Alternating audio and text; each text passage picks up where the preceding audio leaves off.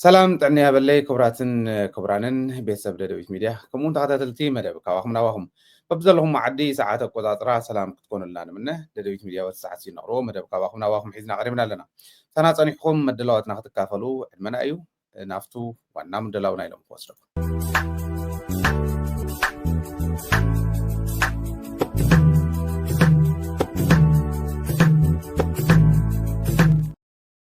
وانا مدلونا نايلومي بركز عبيتن سفاحتن زعباتات كم تقول لك زي حاجة ولا أنت هنا أبرستري وهم زلهم زبناوي كويناتنا كنواجع وي زبناوي كويناتنا خنقبرو إلى إثيوبيا بزحات مدرجات تقول سؤال زل خناتات أصفح بلنا كنت انتنينا فلا ما يمدلونا ونسينا خنقبرو تحرينا فتم كالوت تحسساتنا خنكدينا أمونغو إثيوبيان إيرتران زخيد زلو فح نريو لنا منالواش زي ترف مقانو تمالون قدمي ون تنتين ناي إناوزي أمونغو إثيوبيان إيرتران زي ترف كوينات مقانو مجلس تاتو بزحاتيو نجرجن أمونغو إثيوبيان إيرتران ديوس قدمو كفتسم مستحسبة تجراي معقل زجبر كوينات الله زبل بدن بس توعي الكاميرا أي يدليو زبل أمنات لني نسون ريد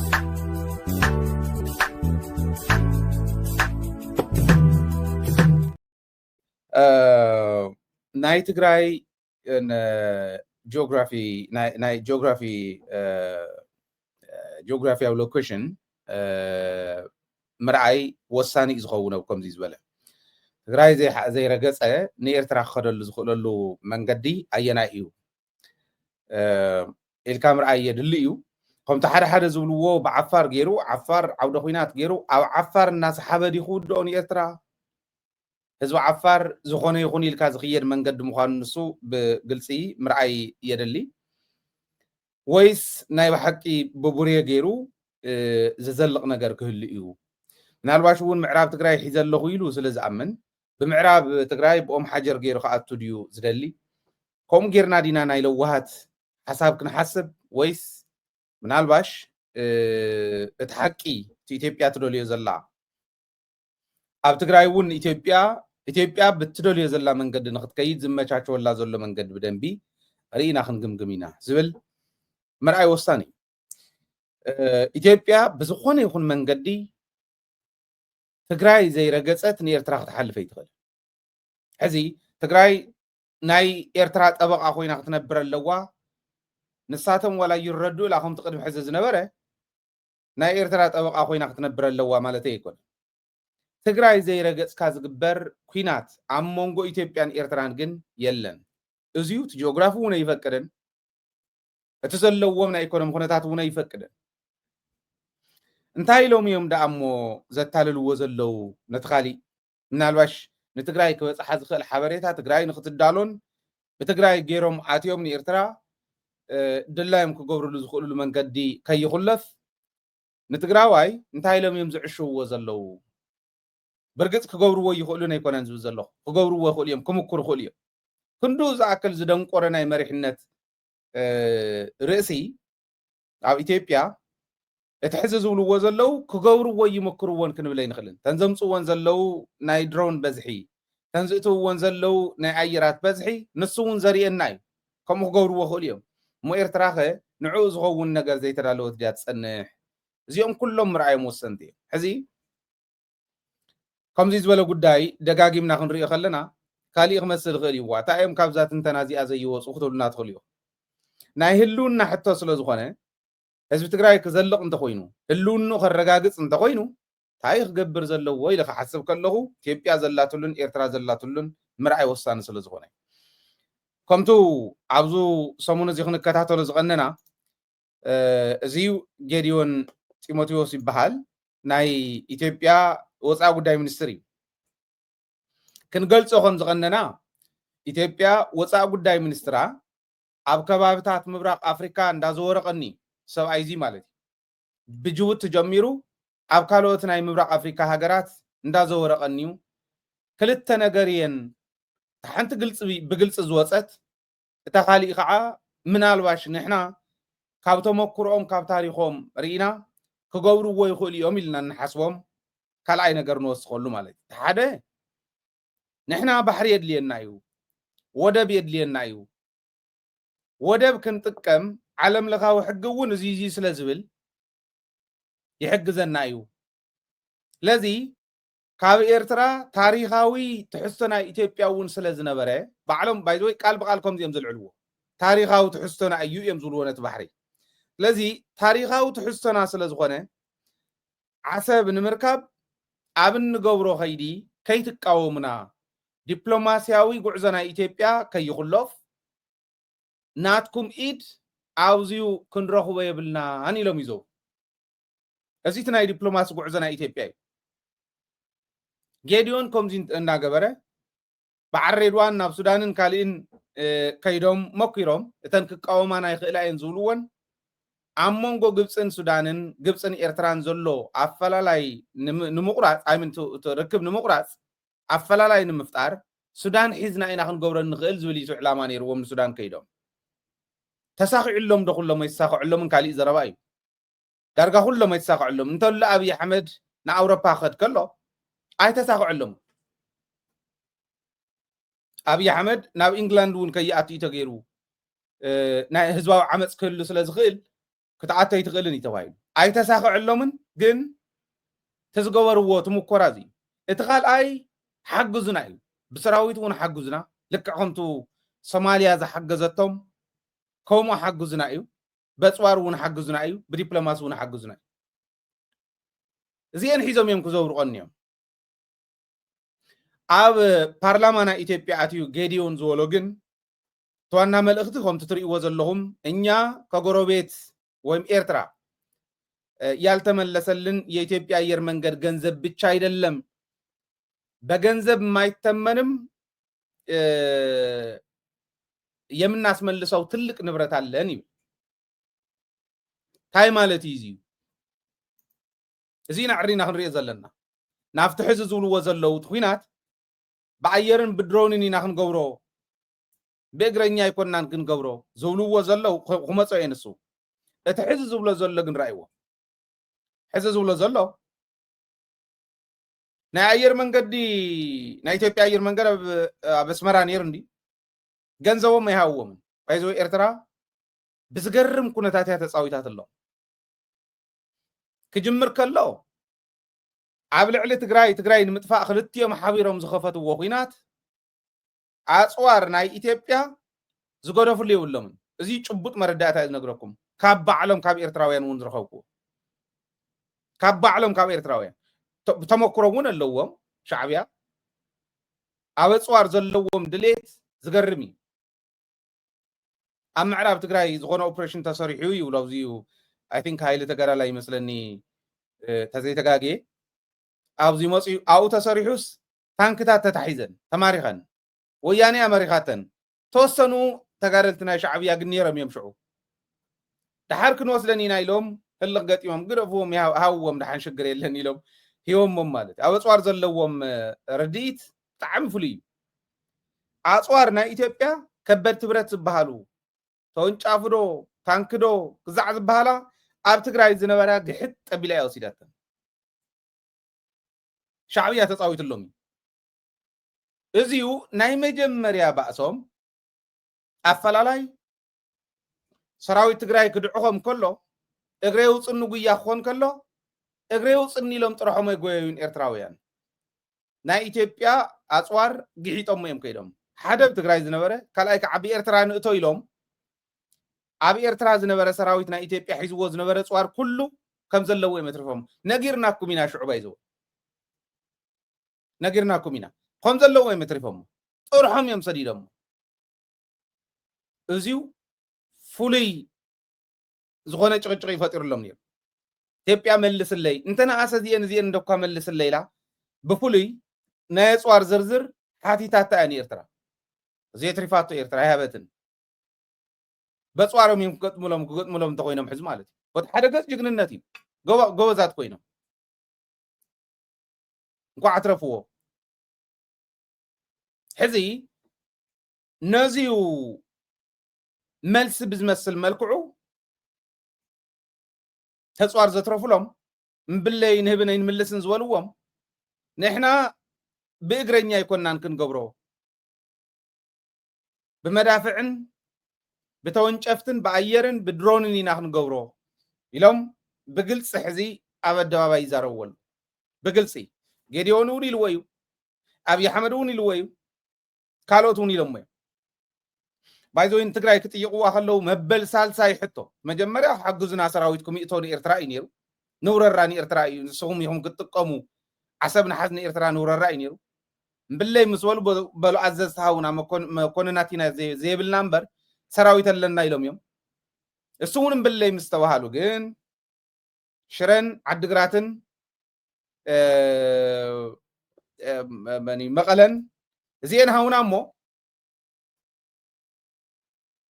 بدرونن بعيراتن ينحن زمنا وقي نحن واقع نحنا ناتكمون يندلن طرح زين هاونا يميلو እዚሁነ ንህብን ምስተዋሃሉ ግን ሕጂ ፈኸራጆም ኢሎም ኣለዉ ንሕና እኮ ዘመናዊ ውግእ ኢና ክንዋጋእ ዘመናዊ ውግእ ዝመፀካ ዘሎ እሞ እንታይ እቲ ድልውነትካ ኢልና ንኤርትራ ንምሕታት ደሊና ኣይኮነን ባዕሎም ንፈልጥዎ እዮም ብምልኦም ማለት ሰለልቲ ናይ ኤርትራ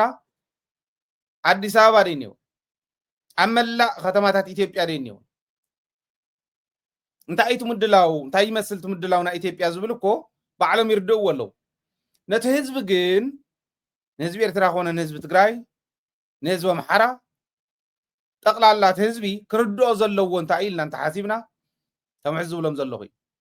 እቲ ጦርነት ዘመናዊ እንተኮይኑ እቲ መንግስቱ ነናይ ከባቢኡ ከመይ እቲ ምድላው ክኾን ዘሎ ብእግረኛ ኣይኮንናን ክንከይድ ሕዝቡ ትግራይ እውን እዚ ትፍለጥ ኤርትራ እውን እዚ ትፍለጥ ኣምሓራ እውን እዚ ትፍለጥ ኣብ ዓዲ ኣምሓራ ዝፍፀም ዘሎ ሕዝቢ መርኣያ ሰልፍ ወፂኦም ኢትዮጵያውያን ኣብ ዱባይ ድሮን ትሕግዝ ኣለካ ኣምሓራ ተጥፍእ ኣለካ ኢሎም ኣምሓሩ ኣብ ዱባይ ሰልፍ ወፂኦም ናይ ትማን ርኢኹም እዮም ብብረት ኣይኮነን ሰራዊት ሰዲድ ኣይኮነን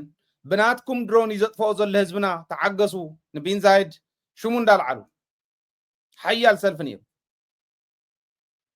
ኣብ ኣምሓራ ዝገብሮ ዘሎ ሕዚ ብኸበርቲ ብኣየርን ብድሮንን መቁፀር ዘይብሉ ህዝቢ ይጠፍእ ኣሎ መቁፀር ዘይብሉ ህዝቢ ይጭፍጨፍ ኣሎ መንእሰይ ይጠፍእ ኣሎ ከምኡ እንታይ ተፈጠረ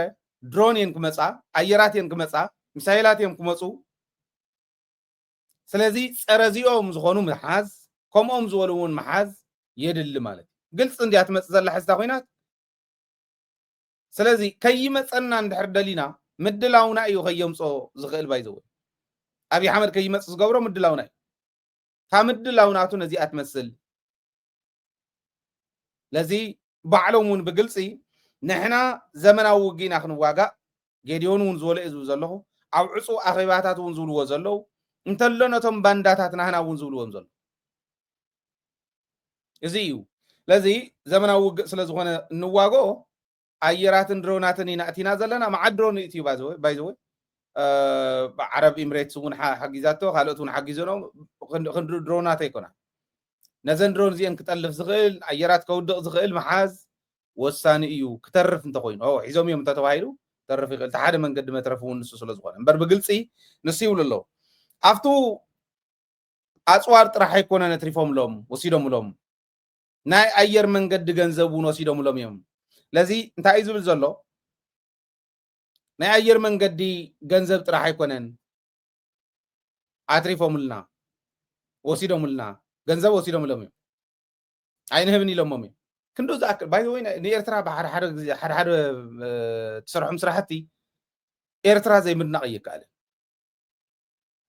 ብድፍረት ኣትሪፋቶ ናይ ኣየር መንገዲ ገንዘብ ሃብና እንተበሉም ብለይላ ግን ካሊእን ነምልሶ ብገንዘብ ዘይትመነልና ኢሉ ታይም ዝዮም ቅድሚ ሕዚ ባሕሪ ወደብ የድልየና እሞ ታሪኻዊ ትሕዝቶና እውን ስለ ዝነበረ ክነትርፎ ኢና እዮም ኢሎም ከምኡ ነርቱ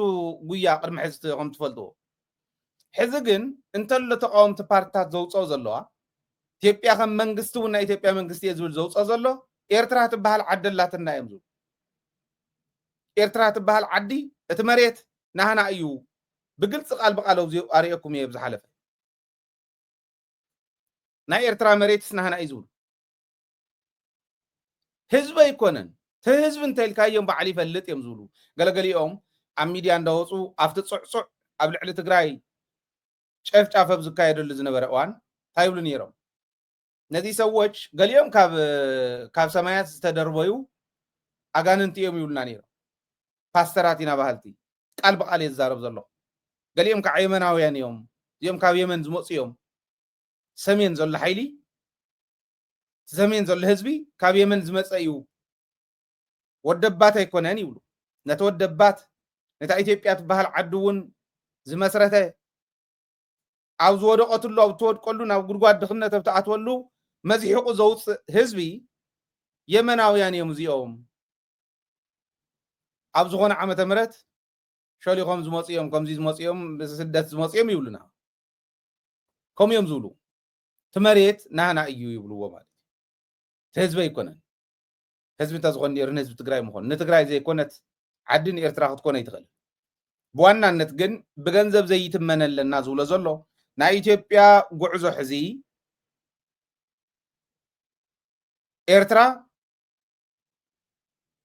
ና ኣካል ናይ ሓንቲ ናይ ኢትዮጵያ ክልል ኮይና ትመለስ ናይ ኢትዮጵያ መሬት እዩ ናይ ኤርትራ መሬት ክትምለስ ኣለዋ ዝብል እዩ ጉዕዞኦም እቲ ብገንዘብ ዘይትመን እውን መሬት ኤርትራ እዩ ትዝብልዎ ዘለዉ ቃል በቃል ዝብልዎ የዛረብ ዘሎ እዚ ዓይነት ምድላው እዩ ኢትዮጵያ ትገብሮ ዘላ ኣብዚዩ ዕርቅን እኒአ እዩ ከይታለሉ ኤርትራውያን እውን ተሓገዞም ዩናይትድ ስቴትስ እውን ዘላቶ ስዑድ ዓረብያ እውን ዘላቶ ክልቲአን ሃገራት ትማል እውን ከም ዘቕረብክዎ ሂብኩም ብምቕባል ተዓረቁ ይብልኦም ኣለዋ ሂብኩም ብምቕባል ተዓረቁ ኢትዮጵያ ዝኾነ ነገር ተሃብኩም ስኹምን ባሕሪ ሃዋ ባይዘ ወይቲ ባሕሪ ወደብ ስለ ዝሰኣኑ ወይ ወደብ እንተረኺቦም ስለ ዝዓርፎ ኣይኮነን እግሪ ምእተው እዩ ሓደ እግሮም ሰንዲሮም እንተእትዮም ካብኡ እንድሓር ኤርትራ ኣላ ከይትብሉ ንቀደም ቋንቋ እዮም ክቕይርዎ ክብውዝዎ እዮም ቋንቋ ድሕሪ እቲ ባህሊ እዮም ክብውዝዎ ድሕሪ ኣዲስ ኣበባ ከምዚ ናይ ትግራይ ኮይኑዎ ዝነበረ ኣዲስ ኣበባ እንተኸይዱ ፅሩይ ማይ ዝሰቲ ዝመስሎ ፅሩይ ማይ ከምቲ ንሱ ኣዲስ ኣበባ እንተኸይዱ ፅሩይ ማይ ዝሰትዮ ከምኡ ፅሩይ ማይ ዝሰቲ ህዝቢ ዘለዎ ዘይመስሎ ዓዱን ህዝቡን ዝሸጠ ብምቾት ፍዕፊዕ ኢሉ ዝፀገበ መሪሕነት ይገብሩ እሞ ተላኣኺ እዮም ይገብርዎ ይኽእሉ እዮም ንሱ ኣብኡ ፅቡቕ እዮም ነንባዕሉ እንዳባልዑ ነንባዕሉ እንዳባእሱ እንዳዋሰቡ ናይ ባዕሎም ንምግባር ነዚኦም ዝኸዱ ይትረፍ ዶ ኤርትራ ትግራይ እውን እቲ ሕዚ ረኺባቶ ዝኒሃ ኦፖርቹኒቲ ሃገር ናይ ምዃን ዕድል ፀኒሓ ክትረኽቦ ይትኽእል ኣብ ዝኾነ ይኹን እዋን ዝርከብ ኣይኮነ ናይ ስዑድን ናይ ኣሜሪካን ሽምግልና ንኤርትራ ክሽውዳ ኢሉ ኣይኮነን ዘቕርቦ ዘለኹ እዚ ክሽውዳ ይኽእል እዩ ማለት ኣይሽውዳን ዝብል እውን እዩ ከስዕር ኢለ እየ ዝኣምን ግን ኤርትራ ጥራሕ እንተይኮነት ትግራይ እውን ህዝቢ ትግራይ ህልውኑ ክቕፅል እንተኮይኑ ሃገሩ ክምስረት ክኽእል ኣለዎ ሃገር ክምስረት እንተኮይኑ ሃገር ናይ ምምስራት ዕድሉ ካብታ ሕዚ ተረኺባ ዝኒሃ ዕድል ንላዕሊ ኣብ ዝኾነ ይኹን እዋን ክረክበ ይኽእል ለዛ ዕድል እዚኣ ከም ህዝቢ ክንጥቀመላ ይግባእ ክንጥቀመላ እንተኮይንና ብርግፅ መራሒ የድሊ እዩ ነቲ ኩነታት ዝመርሕ ናይቲ ህዝቢ ድልየት ከማልእ ብዝኽእል መንገዲ ክመርሕ ዝኽእል ሓይሊ ክመርሕ ዝኽእል ሰብ ዋላ ግለሰብ የድሊ እዩ እዚ የለና ድ የብልናን ያው ዝሄር ይፈላጥ እዩ ዘለናሉ ኩነታት ብደንቢ ስለ ዝርድኦ ግን ክንሰርሖ ንኽእል ኢና ትግራይ ሓደ ሰብ ክልተ ሰብ ጥራሕ ኣይኮነን ዘለዋ ነቲ እትደልዮ ነቲ እትጠልቦ ኩሉ ክትግብር ዝኽእል ውላድ ኣለዋ ኣብ ብዙሕ ከባቢ እዚኦም ቶም ደሓን ዝኾኑ ከሳግሩ ዝኽእሉ ሰባት ንቅድሚ ተምፂኻ ክትግበር ዘለዎ ጉዳይ እዩ እሞ ከዓ ሕዚ ክትግበር ዘለዎ ጉዳይ እዩ ናይ ትግራይ ሃገርነት ጉዳይ ዝብል እምነት ኣለኒ ኢትዮጵያ ንምንታይ እያ ንኤርትራ ኣሚን ትግራይ ምስ ኤርትራ ሰላም ክትገብር ዘይትደልያ እንተኢልኩም ኣብ ዝሓለፈ ዘቕረብክዎ ሓደ ነጥቢ ዘክሩ ሕገ መንግስቲ ስለ ዘይፈቅድ ኣይኮነን ገለገሊኦም ከምኡ ኢሎም እዮም ዝከራኸሩ ሕገ መንግስቲ ጥሒስኩም ውዕል ፕሪቶሪያ ጥሒስኩም ከመይ ገርኩም ኢኹም ምስ ኤርትራ ሰላም ክትገብሩ ትኽእሉ ይብሉ ሕገ መንግስቲ ሰላማይ ትግበሩ ይብል ድዩ ተመክሮ ናይ ኢትዮጵያ ከሰላማይ ትግበሩ ይብል ድዩ ልቢ ኢልና ክንሓስበሉ ዘለና እዚ ሕገ መንግስቲ እውን ከምኡ ኢልና ኢኒ ንሪኦ ኣለና ኣብ ዝኾነ ይኹን ዓንቀጽ ናይ ሕገ መንግስቲ ምስ ጎረቤትኩም ሰላማይ ትግበሩ ዝብል የለን ዝኽልክል ሕጊ የለን ንምንታይ እዮም ከምኡ ዝገብሩ ካሊእ ዘረባ እንዲ ንሕና ምስ ኤርትራ እውን ሰላም ከይትገብሩ ምስ ኣምሓራ እውን ሰላም ከይትገብሩ ክንገብረኩም ኢና መሬትኩም እንዳቆርመምና ምስ ዓፋር እውን ሰላም ከይትገብሩ ክንገብረኩም ኢና ሸፋተው እንዳፍረና ዓፋር እውን ኣብ ልዕሊኹም ክልዓል እንዳገበርና ስለዚ ተኸቢብካ ምስ ሱዳን እውን ከይትራኸቡ ክንቆርፀኩም ኢና ምንታይ ደኣ ንግበር ተልካዮም 360 ዲግሪ ተኸበቡ እሞ ዒቕ እንዳበለኩም ከምዙ ሓመሳ ዘይኽእል ኣብ ማእኸል ቃላይ ኣትዩ ዒቕ እንዳበለ ዝጠፍእ ከምኡ እንዳገበርና ክነጥፋኣኩም እንዲያታ ዘረባ ነዚኣ ደጊፉ ዝኸይድ ትግራዋይ ከመይ ዝበለ ትግራዋይ እዩ ትኩሉ ግዜ ዝጨንቀና ከመይ ዝበለ ትግራዋይ ክኾን ከሎ እዩ ነዚኣ ደጊፉ ዝኸድ እዚኦም ዝብሉና ዘለዉ እምበር ሰላም ስለዘይግበር ኣይኮነን ንኣብነት ናይ ሙሩሌ ዝበሃሉ ዕጡቃት ናይ ደቡብ ሱዳን ናብ ኢትዮጵያ እንዳኣተው ሰብ እዮም ዝጨውዩ ባይዘው ሰብ ይጨውዩ እንስሳት ይጨውዩ መሬት ይወስዱ ይሓርስዎ ብፍላይ ካብ ጋምቤላ እዚ ይገብሩ ናይ ደቡብ ሱዳን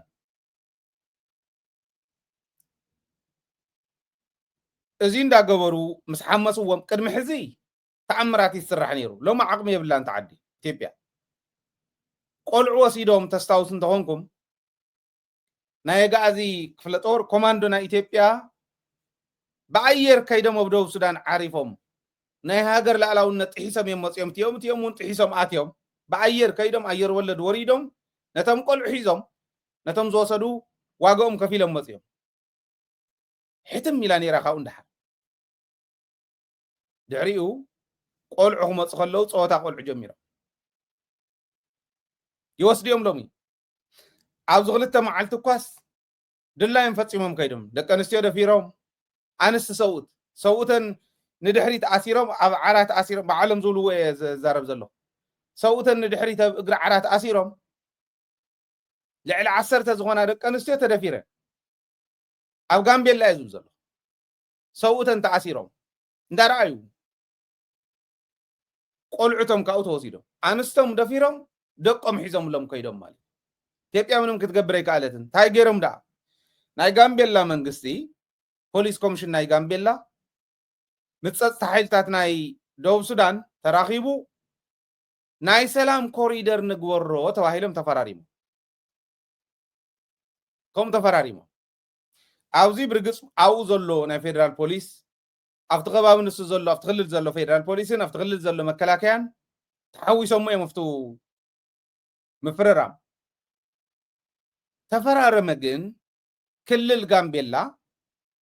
ምስ ደቡብ ሱዳን ሰላም ክንገብሮ ኣለና ናይ ሰላም ኮሪደር ንምግባር ተስማዕሚዕና ኣለና እዮም ዝብሉ ናይ ጋምቤላ ፖሊስ ኮሚሽነር ኦኑላ ኦጂሩ ዝበሃል እዚ ተፈራሪሙ ምስ ናይ ደቡብ ሱዳን ፀጥታ ሓይልታት ተፈራሪሙ እቲ ጥቕዓት ኣብ ሓደ ወርሒ ኣብዛ ወርሒ እዚኣስ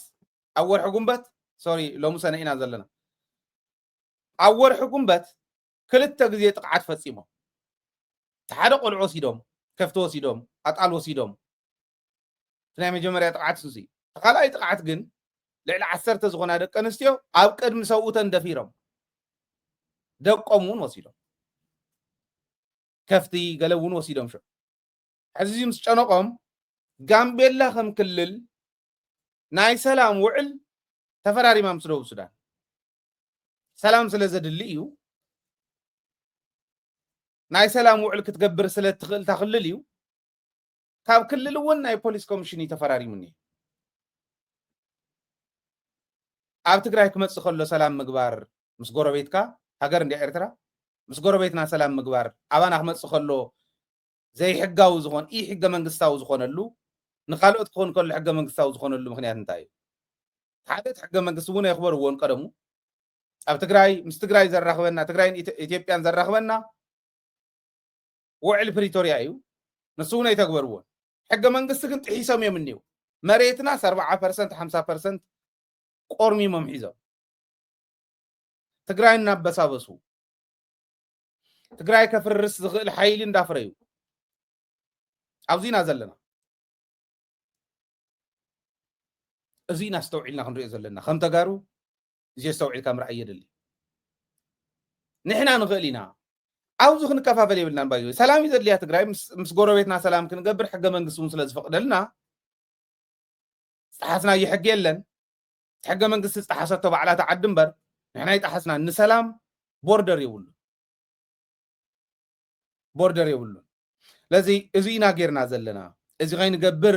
ዝደሊሉ ግን ትግራይ መፃወቲቶም ምዕንደሪቶም ገይሮም ኩናት እንተገጠሙ ምስ ኤርትራ እውን ማእኸላ ትግራይ ገይሮም ዓውደ ኩናት ክገብሩና ዝኸድዎ ዘለው ንሕና ነዚ ክንብድህ ይግባእ ዝብል እምነት ኣለኒ እቲ መንግስቲ እንታይነቱ ዝፈለጡ ኢትዮጵያውያን በብኸባቢኡ ዋዕላታት ይገብሩ ኣለዉ ሕዚ ክእከቡ ዘይኽእሉ ሓይልታት እውን ይእከቡ ኣለዉ ኣብነት ታዋና ናይ ፀረ ኢትዮጵያ ትኸድ ዘላ ሓይሊ ግን ናይ ገዱን ናይ ጀዋርን ፅምዶ እያ ኣብኡ እውን ፅምዶ እዩ እኒሄ ባይዘ ናይ ገዱን ናይ ጀዋርን ፅምዶ ፀረ ኣብዪ ኣሕመድ እዩ ክልቲኦም ገዱን ጀዋርን ኣብ ልዕሊ ትግራይ ዝተፈፀመ ጀኖሳይድ ዋና ኣክተራት ካብ ዝነበሩ ሰባት ውሽጢ እዮም ጀዋር ዲሂሞናይዝ ናይ ምግባር ናይ ህዝቢ ትግራይ ዳቱ ስቴጅስ ኦፍ ጀኖሳይድ ዝበሃሉ ኣለዉ እሞ ካብ ሰብኣውነት ወፃእ ዝኾነ መንነት ኣልቢሱ ንህዝቢ ትግራይ ኦሜን ብዝበሃል ሚድያ ምስ ኢሳት ኮይኖም ህዝቢ ትግራይ ካብ ኢትዮጵያ ንምንፃል ሰብኣዊ ዝኾነ ግፍዒ ክፍፀመሉ ኣብ ልዕሊ ህዝቢ ኣብ ምግባር ጀዋር ካብቶም ኣክተራት ሓደ እዩ ሕዚ ከምዚ ክብል ከለኹ ፀላኢ ኢኻ ተፍሪ ዘለኻን ጀዋር ከምዚ ንምንታይ ትብሎ ዝብል ምስኪናይ ህዝቢ ትግራይ ኣካል ህዝቢ ትግራይ ዝኾነሉ እዚ ምስኪንነት እዩ ትናቶም ይንገሮም ሎሚ ብዘንጨውጨው ናይ ትማል እንዳረሳዕና እንተኸድና ፀገም እዩ ክንጋገ ኢና ታሪክ እዝዩ ንሓዞ ንኣብነት ባዕሉ ዝነገረና ኣባይ ፀሃየስ ናይ ኣዲስ ኣበባ ዙርያ ዝበሃል መሬት ይሸይጥ ኣሎ ካብቶም ዝሸጡን ዝወረሩን ሓደ እዩ እንዳበልና ሽሙ ነፅልሞ ዝነበርና እቶም ምልክት ናይ ሕወሓት ዝኾኑ መግለፂ ሕወሓት ዝኾኑ ግለሰባት ኣብኣቶም ካራክተር ኣሳሲኔሽን ብምፍፃም ሕወሓት ካብ ኢትዮጵያ ሕወሓት ካብ ኢሃደግ ንምፍላይ ተጠቐምናሉ እምበር ክሰርቕ ስለ ዝረኣናዮ ኣይኮነን ኢሉ ባዕሉ ጃዋር ህዝቢ ትግራይ ንምጭፍጫፍ ንምንፃል ግን ተጠቂሞምሉ እዚኦም ምግባር ኢህወደግ እውን እኮ እንተኾነ ንኦሮሚያ በዲልዋ ይኮነ ልምዓት ተተደልዩ ሕገ መንግስቲ ይተግበረልና እንተተባሂሉ ብስርዓት ምትግባር መተኻእለ ነይሩ ዳሜጂንግ ብዝኾነ ከምቲ ኩሉ ግዜ ዝነግረኩም ሃረማያ እየ ነይረ ኣነ ኣብ ሃረማያ ዩኒቨርሲቲ ብውሽጢ ኮይኖም መስኮት የፍርሱ ነይሮም ተምሃሮ መከላከያ ኣቲ ክሕዞም ከፅርም ኣብ ዝምክረሉ እንተሎ ስታፍ ይቃወም ነይሩ ይስወርዎ ይብሉ ኣፍሪስካ እዕኒኻ ኣይኮነን ለውጢ ዝመፅእ ነይሩ ጃዋር ኣሜሪካ ኮይኑ እዝዞም ነይሩ ፀረ ህዝቢ ትግራይ ግን ይኽየድ ነይሩ ሾ ንሱ እቲ ናይ ምንፃል ኩነታት እዩ ነይሩ ከምኡ ዝገብር ዝነበረ ጃዋርን በዓል ገዱ ሸፋቱ እንተይተረፈ ሽፍታ ናይ ዓዲ እከለ ሽፍታ ናይ ዓዲ እከለ ተኣከብ በግልጽ ያርማጮ ሽፍታ ያርማጮ ሽፍቶች የዳባ ሽፍቶች የምናምን ሽፍቶች ኑና ተሰብሰቡ ወያኔን እናጠፋለን ከም እንዳበለ ጽውዕ ዝነበረ እዩ ሕዚ ኣብ ባዕሉ ወፂሓ ተገሊሉ ተነፂሉ ስልጣን ምስተሓደገ ውይ ምባል ጀሚሩ ኢትዮጵያ ጽብቕቲ እያ ዘላ ኣይኮነን ዝብል ዘሎ ኣብይ ኣሕመድ ኣይኮነን ዘድንቕ ዘሎ ኣብይ ኣሕመድ ጨፍጫፊ ካብ ገዱ ዝገደደ ጨፍጫፊ ግን ህዝቢ ትግራይ ንኽጭፍጨፍ ኣብ ምግባር ገዱ ናይ ኣንበሳ ብፅሒት ካብ ዝነበሮም ሰለስተ ሰባት ሓደ ኣብይ ኣሕመድ ለማን ንሱን እንዲዮም ህዝቢ ትግራይ ነፂሎም ኦሮማራ ኢሎም ቲም ለማ ኢሎም ዝሕምሱና ዝነበሩ ንምርኣዮም ዘጽሉዩና ዝነበሩ ግዜ በጽሑ ዋጋኦም ክኸፈሉ ክኢሎም ንሪኦም ኣለና ለማ እውን ከምኡ ገዱ እውን ከምኡ ፀራሪጉ ደርቢዎም ነገር ዲክታተር ከምኡ እዩ ገዱ ግን ከምዚ ዝብል ነይሩ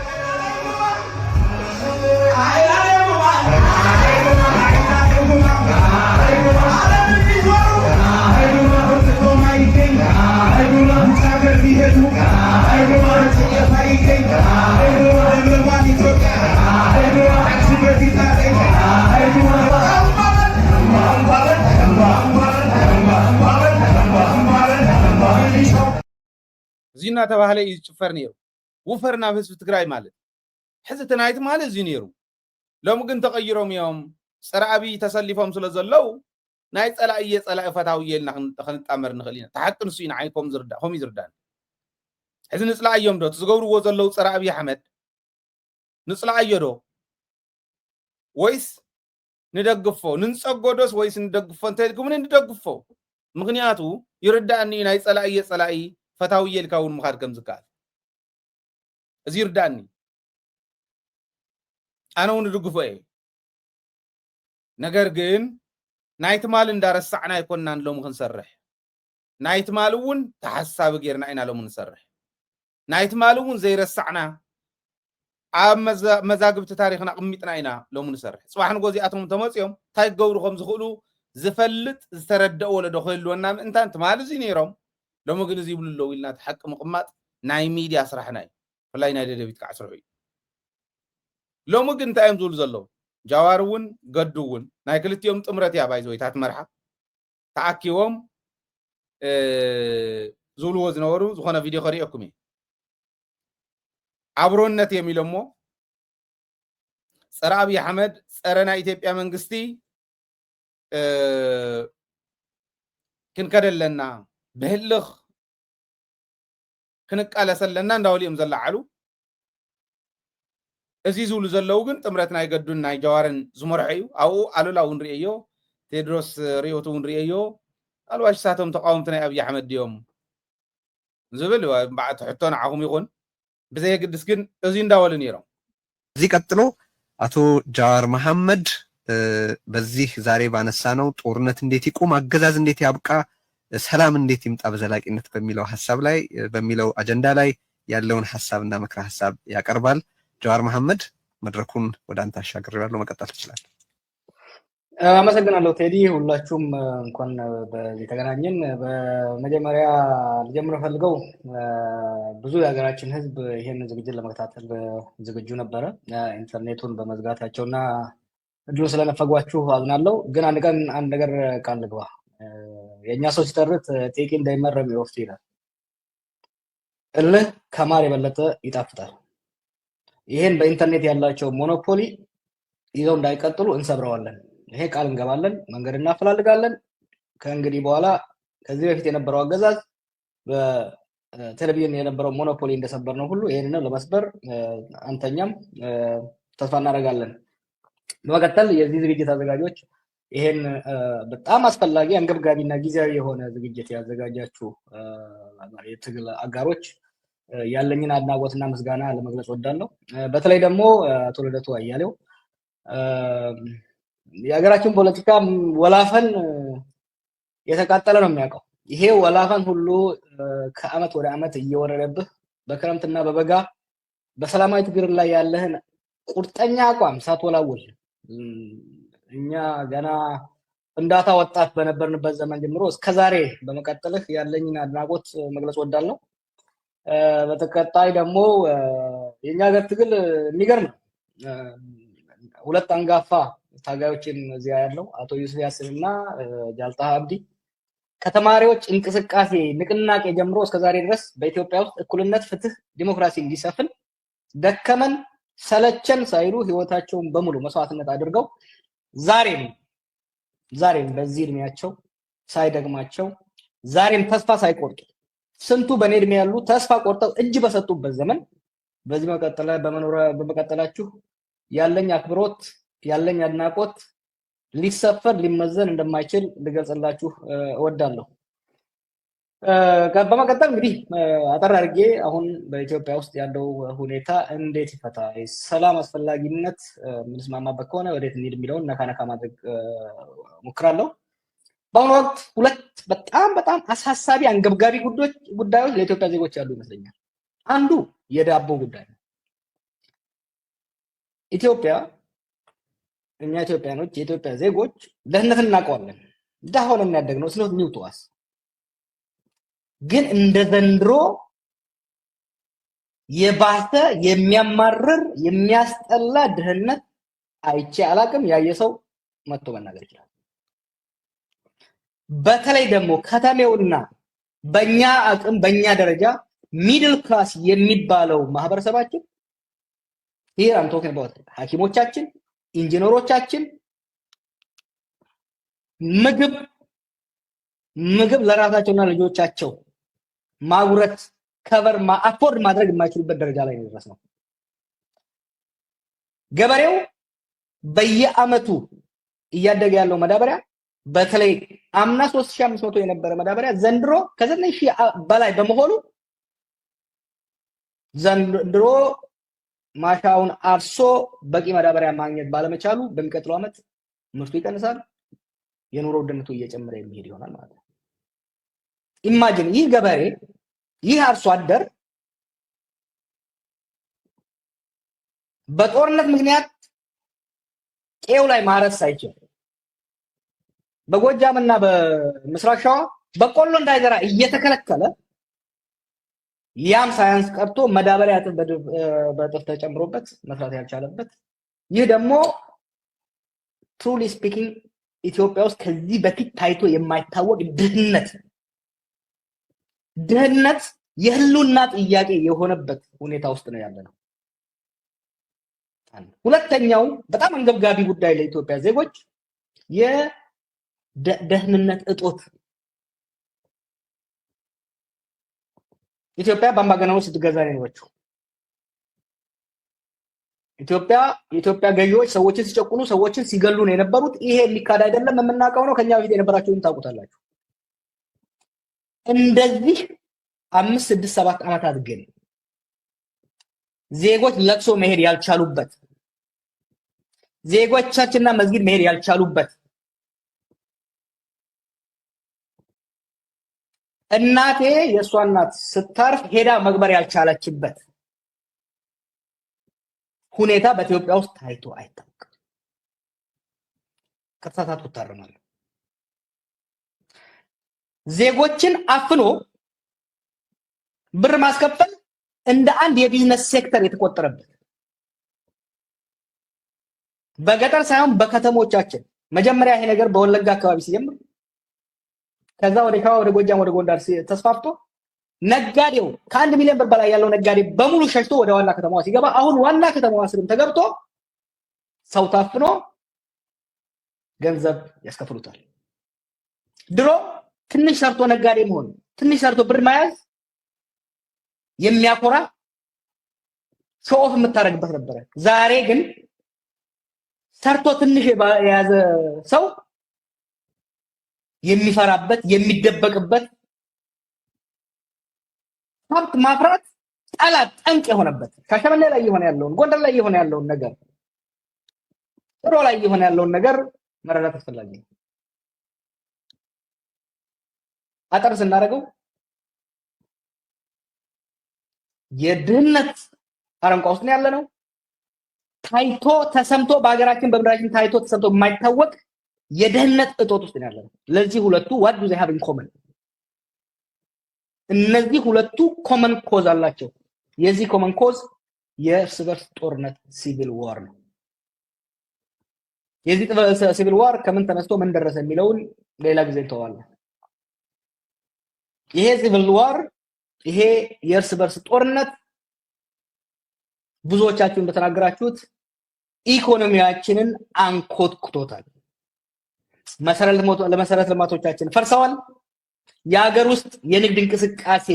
ከሚታሰበው በላይ ተዘግቷል። ወደ ሀገራችን ስትገባ የነበረችው ትንሽ እንጥብጣቢ ኢንቨስትመንት እንድትደርቅ ሆናለች። ከዛ የተረፈችውን ደግሞ ጠቅላይ ሚኒስትሩ የመዝናኛ የማሾፊያ ፕሮጀክቶች ለመገንባት እያባከናት ይገኛል። ይሄ ለኢኮኖሚ ችግሩ ከፍተኛ ኮንትሪቢዩሽን አድርጓል። ዛሬ ኢትዮጵያ ውስጥ ዩኒቨርሲቲዎች ተማሪዎቻቸውን መመገብ ያልቻሉበት፣ ክልሎች፣ ዞኖችና ወረዳዎች ደሞዝ መክፈል የማይችሉበት፣ ደሞዝ አልተከፈለንም ልጆቼ ራባቸው ብሎ ሰራተኛው ሲጠይቅ የሚደበደብበት፣ በመካከለኛና አነስተኛ ደረጃ ያለው ነጋዴ ለጆሮ በሚዘገንን ደረጃ በተለያየ ስም እየተለጠፈበት መዋጮ የሚለቀምበት፣ ስንቱ በየጉራንጉሩ እዳ ተቆልሎበት ከእዳ ለማምለጥ የሰው አይን አፍሮ ፈርቶ ራሱን እየገደለ ያለበት ሁኔታ ውስጥ ነው ያለነው ማለት ነው። ይሄ የኢኮኖሚ መንኮታኮት ፈጥሯል። ሌላው የእርስ በርስ ጦርነት ሀገራችን ውስጥ ምንም ማንደባበቀው ነገር አለ። ከዚህ በፊት የብሔር ሽኩቻ ነበር፣ የሃይማኖት ኮምፕሌንት ነበር። እንደዚህ ዘመን ግን ማህበራዊ፣ ሃይማኖታዊ፣ ፖለቲካዊ ተቋማት ሙሉ በሙሉ የተንኮታኮቱበት ኮምፕሊት fragmentation of every aspect of our society, our religious institutions, our state institutions, our cultural institutions ፍርክስክታቸው የወጣበት ዋጋ ያጡበት የተወረዱበት ህዝባችንን አንድ ላይ እንደ ጉሉ ይዘው ያሉ እሴቶቻችን ከቀን ወደ ቀን እየተመናመኑ እየተሸራረፉ እየወደሙ ያለበት ሁኔታ ውስጥ ገብተናል ማለት ነው። ይህ ስለሆነ ጦርነትን ማስቆምና ሰላም ማምጣት ለኢትዮጵያ ከማንኛውም አጀንዳ ቀድሞ ቅድሚያ ሊሰጠው የሚገባ ጉዳይ ነው። ይሄን ለማድረግ በሶስት ደረጃ መሄድ አለብን ብዬ አስባለሁ። የመጀመሪያው we must silence the guns። አሁን በኦሮሚያና በአማራ በቤኒሻንጉልም የተካሄዱ ያሉ ጦርነቶች በአስቸኳይ እንዲቆሙ፣ ቆመው ግን አሁን ሊፈነዱ በቋፍ የደረሰው የትግራይ ግጭት እንዳይፈነዳ መረባረብ፣ ከኤርትራ ጋር የተገባው ፍጥጫ ወደ ጦርነት እንዳይሄድ የሀገራችን ዜጎችና በኢትዮጵያ ጉዳይ ይመለከተኛል ስቴክሆልደር የሚል ማንኛውም ዓለም አቀፍ ማህበረሰብ ሊረባረብበት የሚገባ ጉዳይ እንደሆነ አበክሬ መናገር ፈልጋለሁ። አንድ ነገር ግን ጠበቅ ላድርግ እዚህ ላይ ሰላም ለማምጣት ስንረባረብ፣ ሀገራችንን ለመታደግ ህዝባችንን ለመታደግ ስንረባረብ ጊዜያዊ መሆን የለበትም። ታክቲካል አላያንስ በጸራዊ የሚቋጭ አጭር ርብርብ ሳይሆን ሀገራችን ወደዚህ አይነት አስከፊ አደጋ እንዳትገባ ከዚህ በፊት ሲከመሩና ሲደባለሉ የመጡ ችግሮች እንዲፈቱ ከእንግዲህ በኋላ የሚመጣው ሽግግር በሽግግር በቋፍ ላይ እንዳለ ይታየኛል። ከዚህ በኋላ የሚመጣው ሽግግር እንዳይጨናገፍ እንዳይጠለፍ ካሁኑ ሰፊ መሰረት ያለው ህዝባዊ ውይይት፣ ድርድር፣ ኒው ሶሻል ኮንትራክት መገንባት ላይ መረባረብ ያስፈልጋል። ይህ ስንል የፖለቲካ ልዩነት ያለን ሰዎች መነጋገር አስፈላጊ ነው። ከጃል መሮና ከዘመነ ካሴ ጋር በትግል ጉዳይ አልስማማም። ከአቶ ገዱና ከደብረጽዮን ጋር ከዚህ በፊት የኢህአዴግ አካል በነበሩበት ወቅት እኔ እዚህ ቆሜ እነሱ እዛ ቆመው ስንተካተክ ነበር። ከልደቱ ጋር ከቴድሮስ ጋር በፌደራል ጉዳይ አልስማማም። ሀገራችንን ሰላም ማስፈንና ጦርነትን ማስቆምን አስፈላጊና ግዴታ መሆኑ ስለሚታይ እነዚህ ልዩነቶቻችን በምንም መልኩ ሊያግዱን የሚገቡ አይደሉም። ሁለተኛው ነጥብ የሰላም ትብብር ስንል የተቃዋሚ ኃይል ብቻ ሳይሆን ከስርዓት ውስጥም ጦርነት ያንገሻገሻቸው የሀገር መፍረስ የተቋም መዳከም ያንገሻገሻቸው ብዙ ዜጎች ስላሉ እነሱም ባላገለለ በጅምላ በማያጠቃ ለሁሉም በር በከፈተ መልኩ መረባረብ ያስፈልጋል። ሁሉን አቀፍ ሁሉን የሚያሳትፍ ህዝባችንና ሀገራችንን የሚመስል ሰላም ለማምጣት መረባረብ፣ ከዛ በኋላ ደግሞ ህዝባችንና ሀገራችንን የሚመጥን በሰጥቶ መቀበል ላይ የተመሰረተ የፖለቲካ ድርድርና ስምምነት አድርገን ሀገራችንን አሁን ከገባችበት ችግር ማስወጣት ብቻ ሳይሆን የሚቀጥለው ትውልድ የኔና የኔ መሰሉ ልጆች ጦርነትና እርዛት የማይወርሱበትን ኢትዮጵያ መገንባት አለብን፣ መገንባትም እንችላለን ብዬ አምናለሁ። አመሰግናለሁ። እዚ ኢሉ ጃዋር ተናይ ጃዋር መልእኽቲ ንወይኑ ዘቕረብ ኩሉ ምክንያት ናይ ካልኦቶም ካብዙን ላዕሊ ማለት ሰፊሑ ክኸውን ይኽእል እምበር አይዲያ ሓደ እዩ ኩሎም ዝብልዎ ዝነበሩ ዝብሎ ዝነበረ እዩ ጃዋር ክንዱ ዝኣክል ኮምፕሌን ገብር ከሎ ኣብይ ኣሕመድ ገዱ እውን ከምኡ ዓይነት መልእኽቲ ኣብይ ኣሕመድ ያገዛዝ እንዳበለ ኮምፕሌን ገብር ከሎ ሕሰቡ ስለዚ ፈተውና ኣይኮነን ከምኡ ዝነበሩ ተጋሩ ግደፍዎም ሕዚ ገለገሊኦም ደገፍቲ ናይ ኣብይ ኣሕመድ ስለ ዝኾኑ ፀረ ህዝቢ ትግራይ ምስ ዝኸዱ ሓይልታት ዝኸዱ ስለ ዝኾኑ ብዙሕ ዋጋ ይቦምን እቲ መልእኽቲ ናይቶም ካልኦት ግን ብርግፅ ኢትዮጵያ ኣብ ሓያል ስቃይ ኣላ ህዝቢ ኣብ ሓያል ስቃይ ኣሎ ክፈትሓሉ ዝኽእል ሰብ እውን ኣይኮነን ኣብይ ኣሕመድ ዝብሎ ዘሎ ካሊእ ዓዲ ትሳቀዮ ዘላ ካሊእ እቶም ከምዚኦም ዝበሉ ናይ ፖለቲካ ኤሊት ዝበሃሉ እውን ዝብልዎ ዘለው ካሊእ እዩ ባዕሎም ኣራምባና ቆቦ ከም ዝብልዎ ዕሩይ ዝተረሓቀ ጉዳይ ኢትዮጵያ ዝኸድ ዘሎ እዚ ዘሪኦኩም ናብ ሓደ መፅኡ መፍትሒ ረኺቡ ኣብ ዝኾነ እዋን ክፍታሕ ዝኽእል ሽግር ኣይኮነን ናይ ኢትዮጵያ መፍትሒ ታዝሓሸት ክትከውን ትኽእል ናብ ኩናት እንተየምራሕኻ ልክዕ ከምዙ ፅቡቅ ቆራሳይ ዝቆረሰ ሃንዛ ሙሉቕ ሙሉቕ ሙሉቕ ሙሉቕ ኢለን ብሰላም ነናተን ክሕዛ ምግባር ይተን ክልላት ከምኡን ምግባር ክጥዕም ድዩ እሺ ክብሉ ድዮም እምብለይ እንተኢሎም እስከ ዓቕሚ ኣለዎም ድዩ ኣይትኸድን እከለ ኢሎም ክሕዙ ዝኽእልሉ ዓቕሚ ኣለዎም ድዩ ወይስ ተዘይበላዕኽዎ ዘይፅሕትሮ ዓይነት ዋላ ሓደ እንተዘይገበርክዋ ፋሕፋሕ ዘይትብል ነንባዕላ ዘይትባላዕ ኢሉ ከም ትሕዞ ዝኸዶ ዘሎ ናይ ኩናት ክያዶ ኸዲ ኣብይ ኣሕመድ ክንሪኦ ኢና ነዚዩ መልሲ ክኾነ ዝኽእል ጥንካረ ናይተን ክልላት ፍላይ ጥንካረ ናይ ትግራይ መሰል ዓርሰ ውሳነ እንተረጋጊፃ ትግራይ the next day ምናልባሽ እውን ካብ ትግራይ ቀዲማ መሰል ዓርሰ ውሳነ ክተረጋግፅያ ዝብላ ኦሮሚያ እያ ኢኮኖሚክሊ ትህነፀላ ፖለቲካሊ እውን ከምኡ ብሚሊተሪ ደረጃ እውን ከምኡ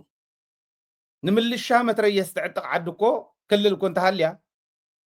ኦሮሚያ እኮ ንምልሻ ኣብ ትግራይ ምልሻ ከላሽን የውርድ እንዳተባሃለ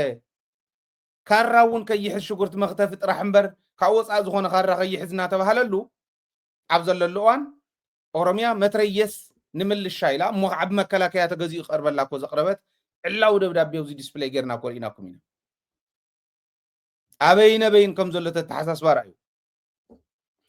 ከምዚ ኢሎም ኣኼባ ምግባሮም መንግስቲ ኢትዮጵያ ሓለፍቲ ገይሩ ዝመደቦም ለገሰትሉ እዩ ትርእይዎ ዘለኹም ሕዚ ናይ ለገሰትሉ ፅሑፍ እዩ እዚ ሕዚ ትርእይዎ ዘለኹም ለገሰትሉ ነዚኦም እንታይ ይብሎም መስለኩም ንበዓል ጃዋር ከምቲ ሕዚ እቶም ሕዚ ተኣኪቦም ዝነበሩ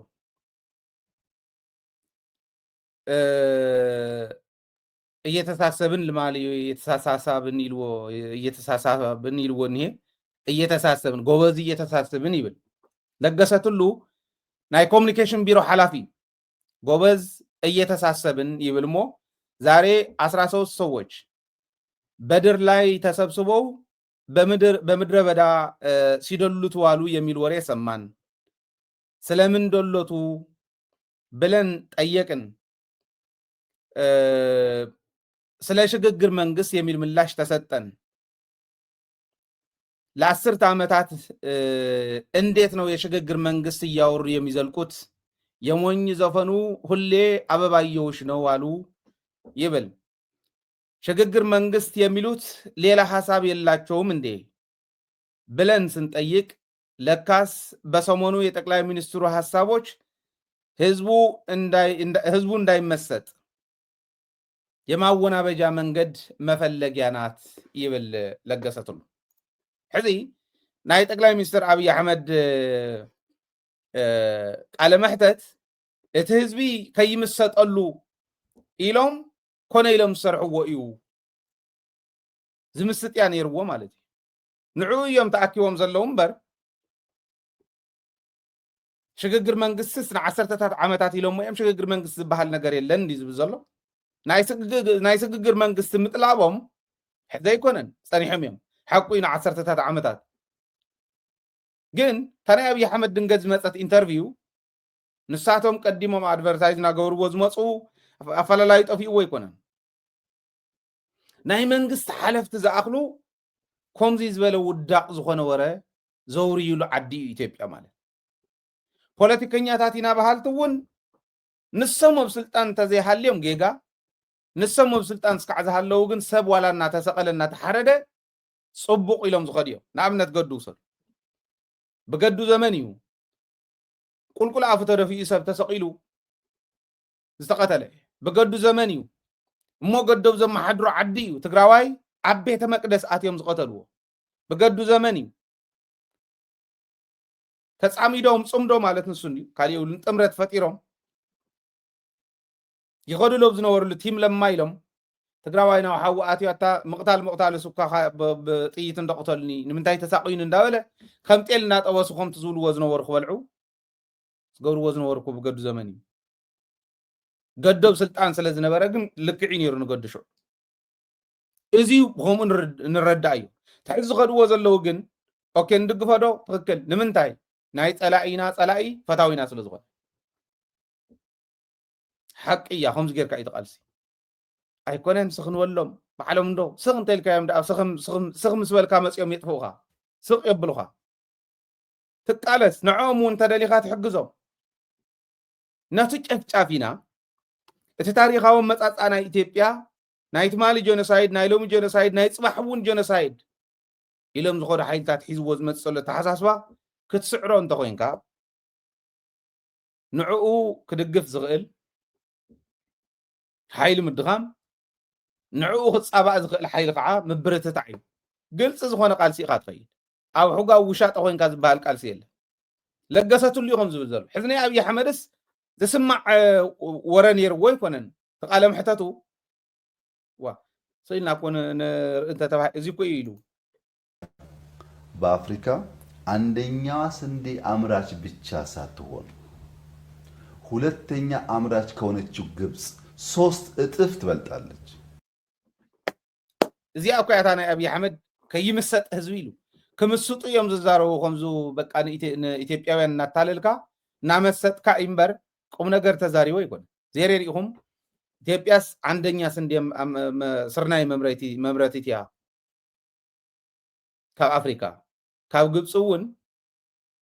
ካልአይቱ ካብ ዝኾነት ግብጽ እውን ክንደይ ዕፅፍ ከም ትበልጽ እዩ ዝነግረና ዘሎ ኢትዮጵያ ግን ይትረፍዶ እቲ ድንኩል እንዳደፈአ ዝነብር ገባር ይትረፍዶ ተኻሊ ኢትዮጵያ እቲ መንግስቲ ሰራሕተኛ ዝበሃል ሞኻዕድሓን ዝበሃል ደረጃ ዘሎ ኣብ ዶክተር ናይ ሜዲካል ዶክተራት ኣብ ናይ ዩኒቨርሲቲ መምህራን ዳሓን ዝበሃል እቶት ክህልዎም እንፅበዮም ሳቶም ክእም ሰልፊ ዝወፁ ዘለዉ ዋኽን ሞቲና ብጥሜት ኢሎም ኣበያ ዘላ ታሰርናይ ናበይ ዳ ትኸይድ እዚ ዝመርሕ ዓድስ ከምዚ ዝበሉ ሰባት ዝመርሕዎ ዓድስ በቃ ትንገብሮ ዘለና ተኣምር ተመሲጡ ህዝቢ ከይሰምዖ እዮም ተኣኪቦም ኢሉ ዝዛረብ መንግስት ዘለዎ ግን ስምዕዎ ዝብሎ ምናልባሽ ንስኹም እውን ተገረሙ በድፍረት ነው ይሄን የምናገረው በሙሉ እምነት ነው የምናገረው አንዱ የሚነሳው ኢትዮጵያ ስንዴ የምታመርት ከሆነ ለምን የዳቦ ዋጋ አልቀነሰም ለምን ስንዴ ወደ ሀገር ውስጥ ይገባል የሚሉ እኔ ኢትዮጵያ ስንዴ እያመረተች መሆኑን ማቀበት አንድ ማስረጃ አለኝ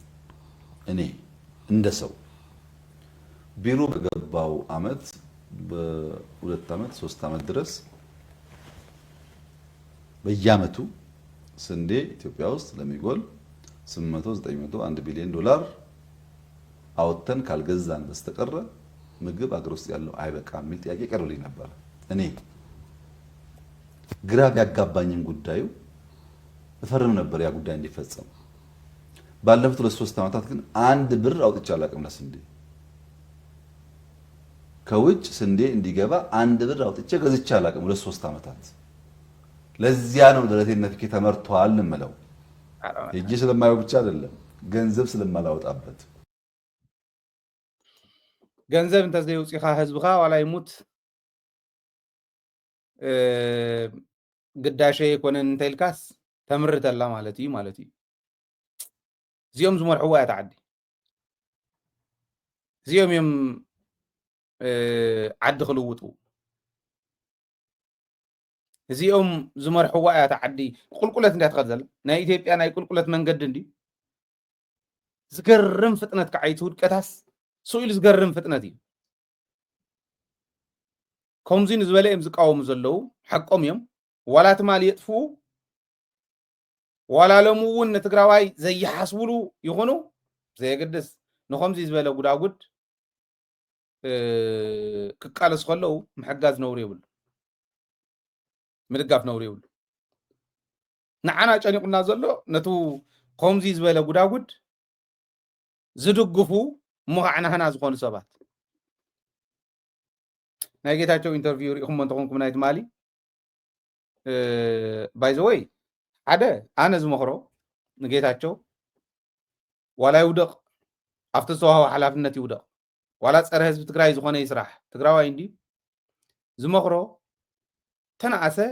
በታ ልዕል ኣቢልና ዘይትምልከቶ ዋላ ኮይና እናሃለወት ሓፍ ኣቢልና ኣብ ላዕሊ ዝተቐልናዮ ደረጃ በኣ ምሕሳብ እንተዝኽእል ተዘይዋረድ ተዘይወርድ ንታሕቲ ይመኽሮ። እንዳኸድካ ስኢልካ ፈቐዶ ዩቱባትን ፌስቡክን ኣብኡ ተለጢፍካ ኣክቲቪስት ይቕየር ፕሬዚዳንት ዝነበረ ሰብኣይ ናብ ኣክቲቪስት ይቕየር ናብ ፌስቡከር ናብ ዩቱበር ይቕየር። ህዝቢ ክእምን ዝእምን ነገር እንተሃልዩ ኣነ ለሚነ እየ እንዲ ዋላ ሕጂ እውን ብሽምኩም ክፅውዐ ለሚነ እየ ማለት ክምጉቶ እውን ናብ ሰብ እውን እንተተሓወሰ ልቢ እንተገበረ ምናልባሽ ሓደ ሓደ ግዜ ኣነ ናይ ጥዕና ሽግር ከይኸውን ይጠራጠር እየ ብትክክል እየ ዝዛረብ ዘለኹ ናይ ጥዕና ሽግር ክኸውን እዩ። ሓደ ሰብ እንተነኣሰ ካብ ፕሬዚደንትነት ክወርድ ከሎ ኣይከኣለን እሞ ታጎደልኡ ክምላእ ኣላ ዝኽእለላ መንገዲ እኮ ከስተኻኽል ነይርዎ ከም ማለት ናይ ምንባብ ግዜ ናይ ምንባብ ግዜ ይክፈጥር ነይርዎ እምበር ሰብ እንዳወደቀ ይኸዲሱ ኢሉ እንዳወደቅ ካደ ይኽየድዎ እዩ። ዝኾነ ነገር ሕዲሩሉ ከይኾን ማለት ናይ ሽግረ ሕዲሩሉ ከይኾን እጠራጠር እያ። እዚ ምክትታል የድሊ እዩ ቀረብኡ ዘለኹም ምኸርዎ ናብ ከምኡ እንተዘይወርድ ፅቡቅ እዩ። ህዝቢ ትግራይ በታሕዚ ዝብላ ዘሎ ክስተኻኸል ዝኽእል ሕማም የብሉ ካብተን ዝበለ እንተወሰነ ቁንጥረ ኣቢለ ኸሪዮ ድምፁ ተሰሚዕካዮ ኣይወቕዕካን ድምፁ ተዘይሰሚዕካዮ ግን በቃ እንታይ ገብረለ ኢለ ማለት ተወቂዕ ተወቂዕ ዓለም ዝነበረላ ገዛ ንሕና ኣብ ገዛ ይንመርፅ ኣነ ጌታቸው ዓቂ ንምዝራ ብጣዕሚ ጭቅጭቅ ዘብዝሑ ኩሎም ክነግርኩም ንኽእል መንጀርን ዓለምን ተዃነ ኣለዎ ዶ ተዃን ዘይብሉ ዓዲ ዘይፈጠሩስ ተዃነ ኣለዎ ዶ ይብሉና ክጨቃጨቁ ሙሸራትን ንሕዘልካ ኢለ እዛና ሓደ ግዜ ተዃን ይህልዎ ገለ ኢልዋ ሙሸራትን ንሕነዘል ብዛንታ ዝበሃል ቦታት ታሕሳስ 12 ኣበይ ኣድራሽኦ ዘይንፈልጦ ቦታ ኺድናስ ተዃን ይህልዎ ዶ ይህልዎን ዘይፅርካ ኢላ ከም መራሕት ተዃን ይህልዎ ባ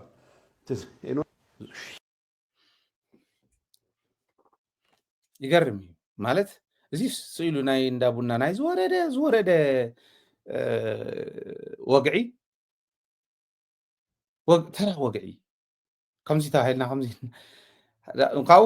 እዚ ኢኹም ፕሬዚዳንት ኢልኩም ኣውፂኹም ነርኩም እንታና ኢድኩም ኣይትሰኣኑ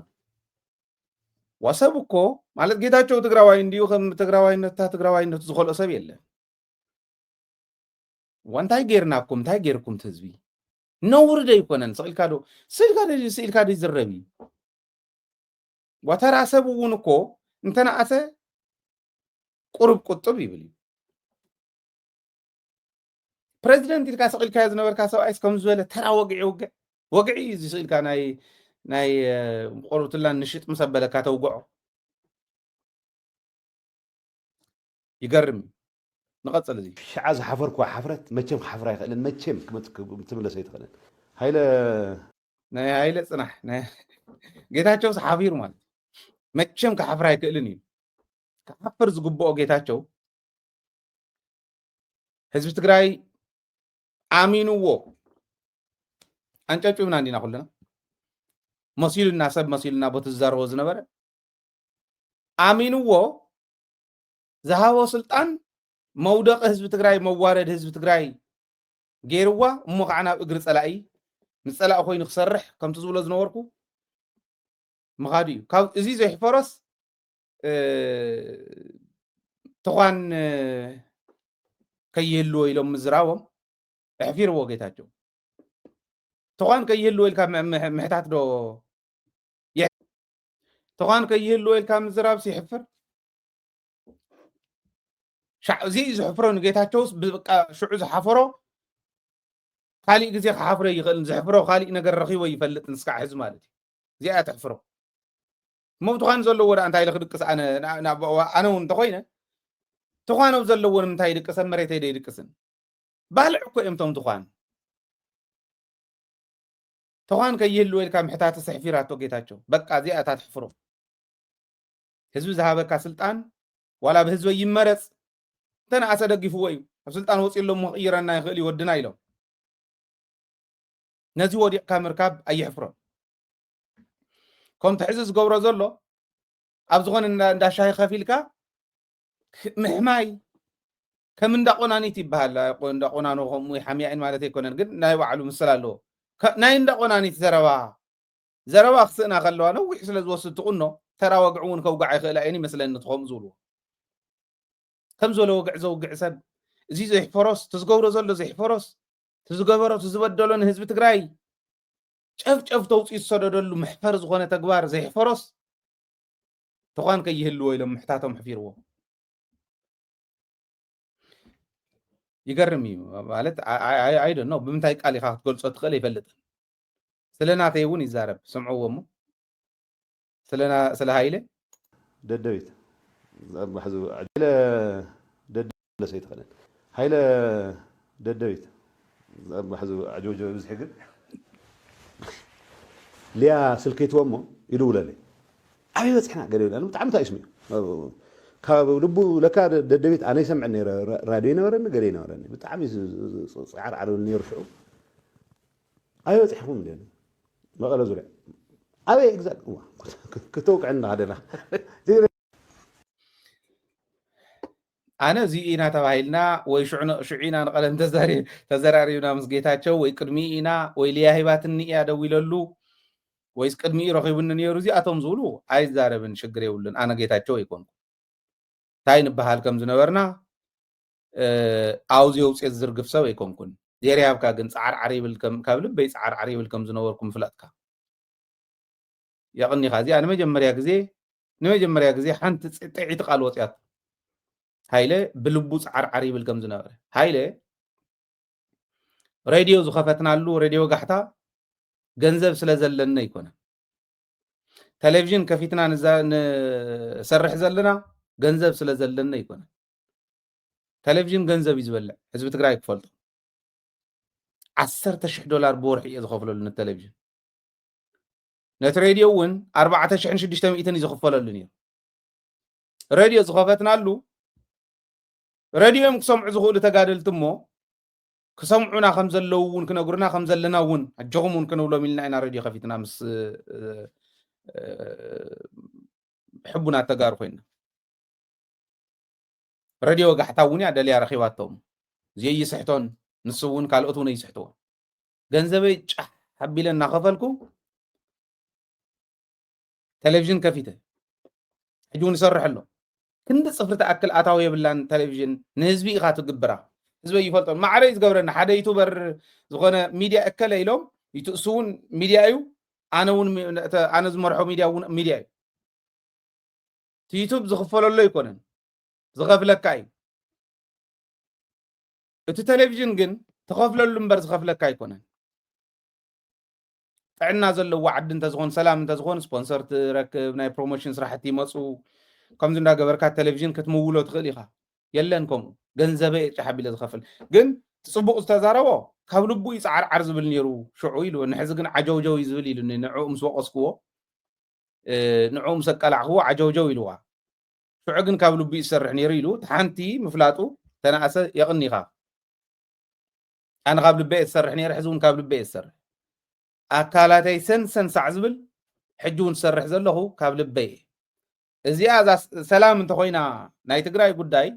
ሓይለው ዘይትረኽቦን እቲ ሚድያ ክመርሖ ክቕፅል እዩ ናይ ትግራይ ሚድያ እዩ ሓይለ ግን ኣብዚ ኸፈይ ይብለን ምክንያቱ እንጀራ የድልየኒ ኣነ ንደቀይ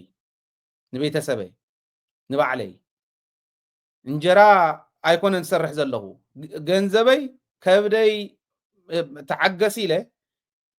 ጅባይ እናውፃኹ እየ እንዳጓሓጓሓኹ እየ ንህዝቢ ዝህብ ዘለኹ ካብ ልቡ ይፅዕር ምዋሉ ትኽክል እዩ ሓቂ እዩ ህዝቢ እውን ይምስክረይ ሕጂ ግን ዓጀውጀው ኣይኮነን ብትኽክል ጌታቸው ክብድል ከሎ ንጌታቸው ኣይሓፍሮን ደብረፅዮን ክብድል ከሎ ንደብረፅዮን ኣይሓፍሮን ካሊእ ክብድል ከሎ ንካሊእ ኣይሓፍሮን ህዝቢ ከይብደል ዋርድያ ህዝቢ ኮይና ኢና ንቃለስ ዘለና ሕዚ ዝገብሮ ዘሎ ይፀር ህዝብነት ኣነ ጌታቸው ክንዲ ዝወደቐ ይውደቕ በታ ደረጅኡ እንተዝርከብ ደስ ምበለኒ ነህዝቢ ትግራይ ክረክብ እንተደልዩ ናተ እያታ ትኽክል ኢሉ ካታዕ እንተደልዩ ይምፃእ እንደ ብቴሌቭዥን ነቲ ህዝቢ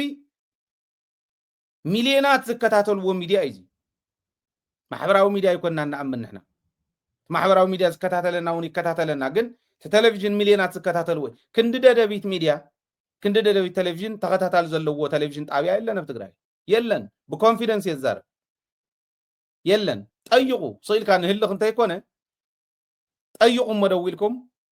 የለን ህዝቢ ትግራይ ካብ ሰማያት ዝነጠበት ናይ መላእክቲ ሚድያ ስለ ዝኾነ ይኮነ ዝከታተላ ቁም ነገር ስለ ትሕልፍ እዩ ሓቂ ስለ ንሕልፍ እዩ ትኽክል ንጌታቸው ተቃሊስናየ ኢና ትኽክል ጻድቃን ተቃሊስናየ ኢና ካልኦት እውን ተቃሊስናዮም ኢና ሽሞም እንዳልዓልና ሪስክ እንዳወሰድና ተቃሊስናዮም ሕጂ እውን ምቅላስ ጥራሕተ ይኮነ እንተሎ ምኽረይ እየ ዝመኽሮ ናብ ከምዚ ይትውረድ እቲ ሚስጥረይ ትዘርግፍ ሚስጥር ኮይኑ ዓብይ ሚስጥር ኮይኑ ኣይኮነን ግን የንዕቐካ እዩ ትኳን ዘለዎ ይንድቅስን ኢሎም ሓደ ፕሬዚዳንት ዝኣክል ዝነበረ ናይ ዝዓድስ ዋንታ ዜር ይሃቦም በዓል ገብሩ እንተነኣሰኹም ዝበለ እዩ ህልኾም ፅልኦም እዮም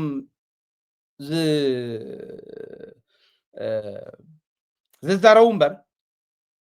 ከምዚ ዝበለ ዝወረደ ነገር እከለ ከምዚ እንተበለ እከለ ከምዚ በዚ እንተሓደረ ማእሰይ ድቅስ እንተበለ ዳውላ ይድቅስ እንተበለ ኢልካ ይዝረብ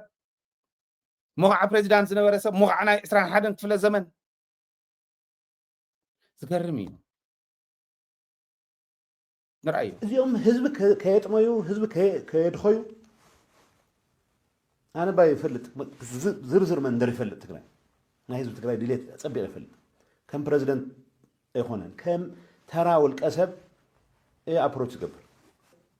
ዘምፃናዮ ትራክተር ናይ ፀላእ ኢሎም እዞም ሰባት እዚኦም ብዛዕባ ህዝቢ ትግራይ ይጭነቑን 4 ኪሎ ربعي سلطان كوكم تلوم أبي حزي قوي ريهم حجي حق إني تمثلكم زي خلو خلو أبي أحمد يكون عد حوس سلطان رخوب كويلهم وأنا من تهيدي مجمر يا خاب بلصقنا هنا أتوني لهم زخدوك وسلطان يتوها ونسلزتوا عليك ولا حجي نعوم كم زي قبل كله نعوم وجينو زول سوي سنة كم يكونن سلطان وصدوا أنا زوالكم قبروا بلصقنا هنا يلوم نحنا بوليتيكا بمنقد دنبر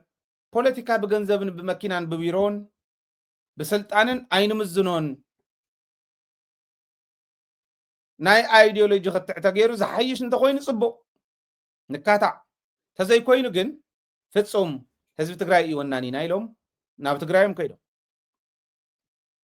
መቆም ኢሎም ዝነፀግዎ እስካዕ መስዋዕትነት ክባር መስዋዕትነት ዝኸፈልሉ ንዕያ ስልጣን ረኸቡ እንተይልዎም እስኩምላስ እዮም ሕዚ ኢሉ ይዛረብ መን ይኸኣምን ከምዚኣ ሕዚ መን ይኣምና ተኣምንዋ ዶ እዚ ይሸጊርናኒ ሕዚ ህልኽ ሕማቕ ካብ ኩሉ ዓርስኻ ጥራሕ እናረኣኻ ትኸድ እንትኾንካ ፀገም ሃይለ ዓርሰይ ጥራሕ እንዳረኣኹ ዝኸድ እንተዝኾን ክንደይ ቡልሽት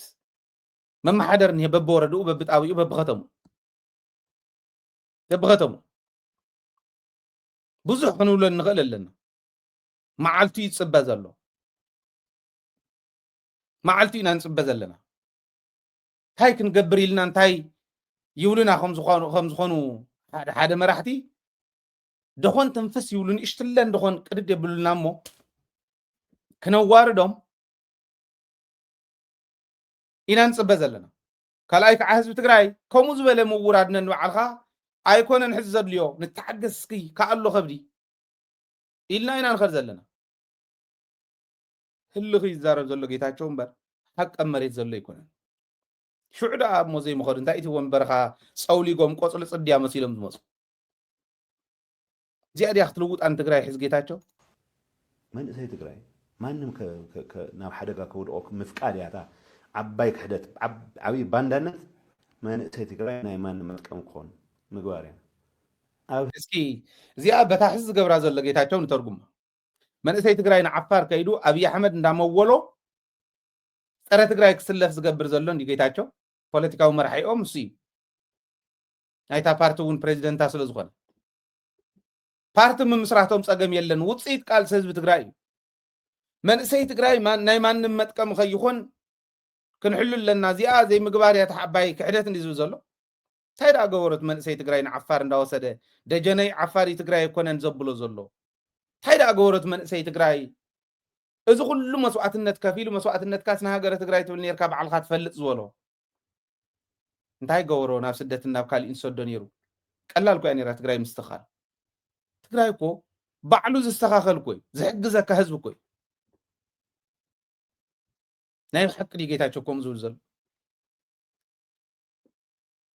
كنريوينا موصينا انا خمصنيتن حد حدين بفلاي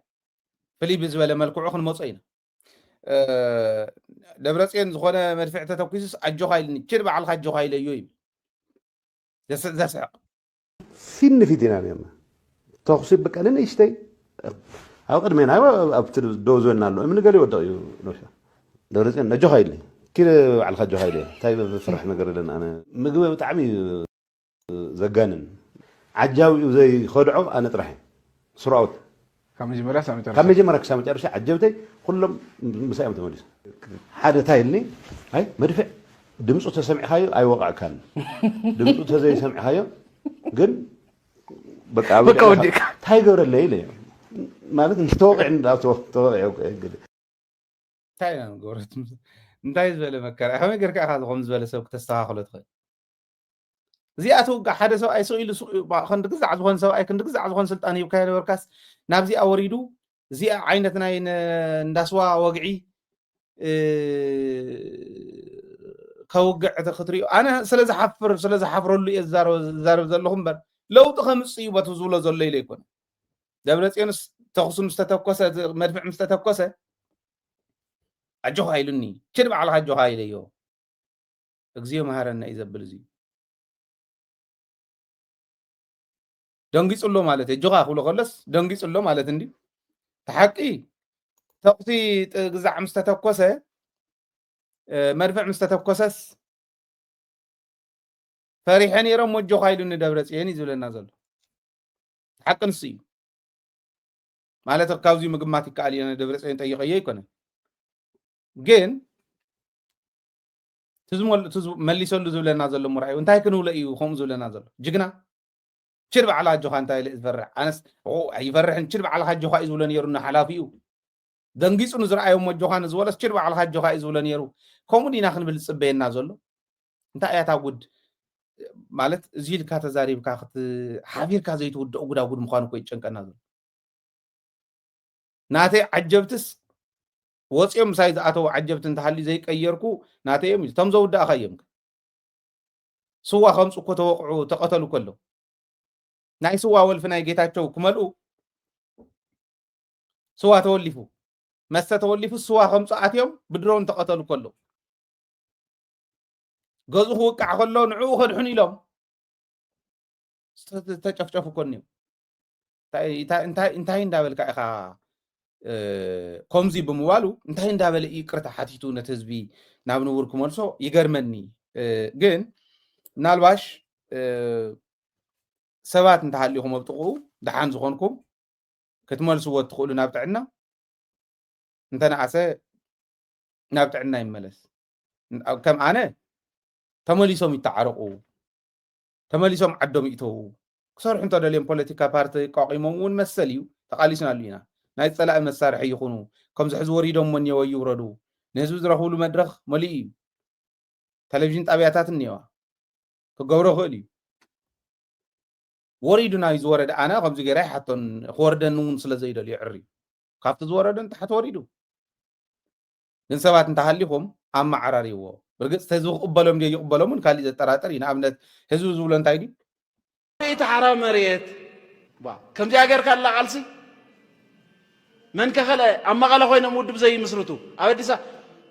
تفتو تصله كاب تግራይ ወጻኢ ንዝፍጠር ውድብ ንትግራይ አይውክልን ገሊ ይተው መቀለን አቶሚያ ተጋር እንዳር ኮይኖም ግን ዚኦም አፎሚ ትግርኛ ዛረምበር ውሽጦም ተጋሩ አይኮኑን በቃ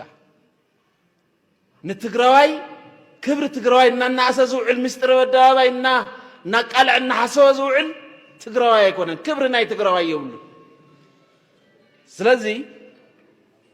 ሰላም ቅድም ሁሉ ልዕሊ ሁሉ ሕወሓት ኮነ ህዝብ ትግራይ ምዝኾነ ይኹን ሰላም ያና አና ተርባሕና ምዝኾነ ይኹን ሰላም ደንበር የብላን ዶብ የብላን ሰላም ሰላም ምዝኾነ ህዝብ ኢኻ ሰላም ክትገብር ዘለካ ክትምዕብል እንተ ኮይኑ ስለዚህ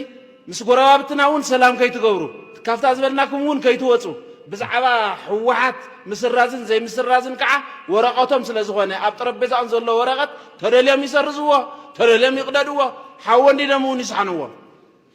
ሕወሓት ዋንነት ህዝቢ ትግራይ ህዝቢ ትግራይ ድማ ንዘለዓለም ስጋብ ብኢድ ህዝቢ ትግራይ ዝቐፅዓ ኣፍታ ስልጣን ኣላ عريا تمعراريا ختمرحن تخيلا السيه دمنا زغفلنا ايو دقنا زغفلنا له ايو السيه انت شنيفا دما بصعبت تغارو تقصع امبر بمزبيط اناواطاوط كا تقصع ودب يلانمو بچراخ عصي غنيلك اندتوابن عدل بچراخ عصو من تفتح زغفلنا يوم جغاننا من تفتح زغفلنا يوم جغاننا بفتحي نقنع يوم بفتحي نقنع يوم واو صبوق قال نسينا خنحزل لنا كلنا بفتحي إنا عدنا خنقنع بفتحي إنا حدر سماعتاتنا كنا تقبر النخل فتح خنق سلاخ للو تقراي إثيوبيا ناي كل من قدا الطريق اللي زلا من قدي نتقراي كوكل نتقراي كجلس يبلون زي بتكباركم كيروحن كللنا نريو لنا عبد تقراي تقبرني ليكون جن عبد إثيوبيا زغيد زل حزي كي لا قبلنا عبد تقراي زغيد زل حزي قعا كي لمدنا نقدميت كي يقصل طولو إلا كنقبر كنكللنا نا إثيوبيا عن طريقهم نعلم يقرمو سبات كرنكريت أسيرهم كمزيو كرنكريت ندحريت أسيرهم حاني قوم زقتلو ጉዲ ተፈጢሩ ነው ኢትዮጵያ ሕዚ ሰብዚ ትሪእዎ ዘለኹም ተንጠልጢሉ እኒሄ ኣብ ማእኸላይ ኢትዮጵያ ክልል ማእኸላይ ኢትዮጵያ ትበሃል ክልል ኣላ ሓዳሽ ተመስረተት ኣዲሎ ዝበሃል ወረዳ እዩ ተምሃሪ እዩ ክርንኩሪት ኣሲሮም ከምቲ ትሪእዎ ዘለኹም ሰቂሎሞን እዩ ይምሓረና እዩ ዘብል ከምዚ ተሰቂሉ ኣሎ ክርንኩሪት ኣሲሩ ኢተሰቂሉ ባዕሉ ክርንኩሪት ባዕሉ ተሓኒቁ እኳ ክበሃል ኣይኽእልን ከምኡ እኳ ከይበሃልስ ክርንኩሪት እዮም ኣሲሮሞ ተኣሳር ነዚኣ ትመስል ከምዛ ትሪእዎ ዘሎ ከምዚኣ ገይሮም ኣሲሮም ሓደ መንእሰይ ሓደ ህፃን ሓደ ሰገን ተምሃራይ እዮም ቀቲሎም እኒሁ ኣብ ትግራይ ምናልባሽ ክርንኩሪት ተኣሲሩ ተቐተለ ዘይከሉ ይኽእል ከምዚ ሕዚ ንሪኦ ዘለና ግን ኣብ ትግራይ ደቂ ኣንስትዮ እኮ ኣብ ተኽሊ ኣብ እግሪ ቆም ተኣሲረን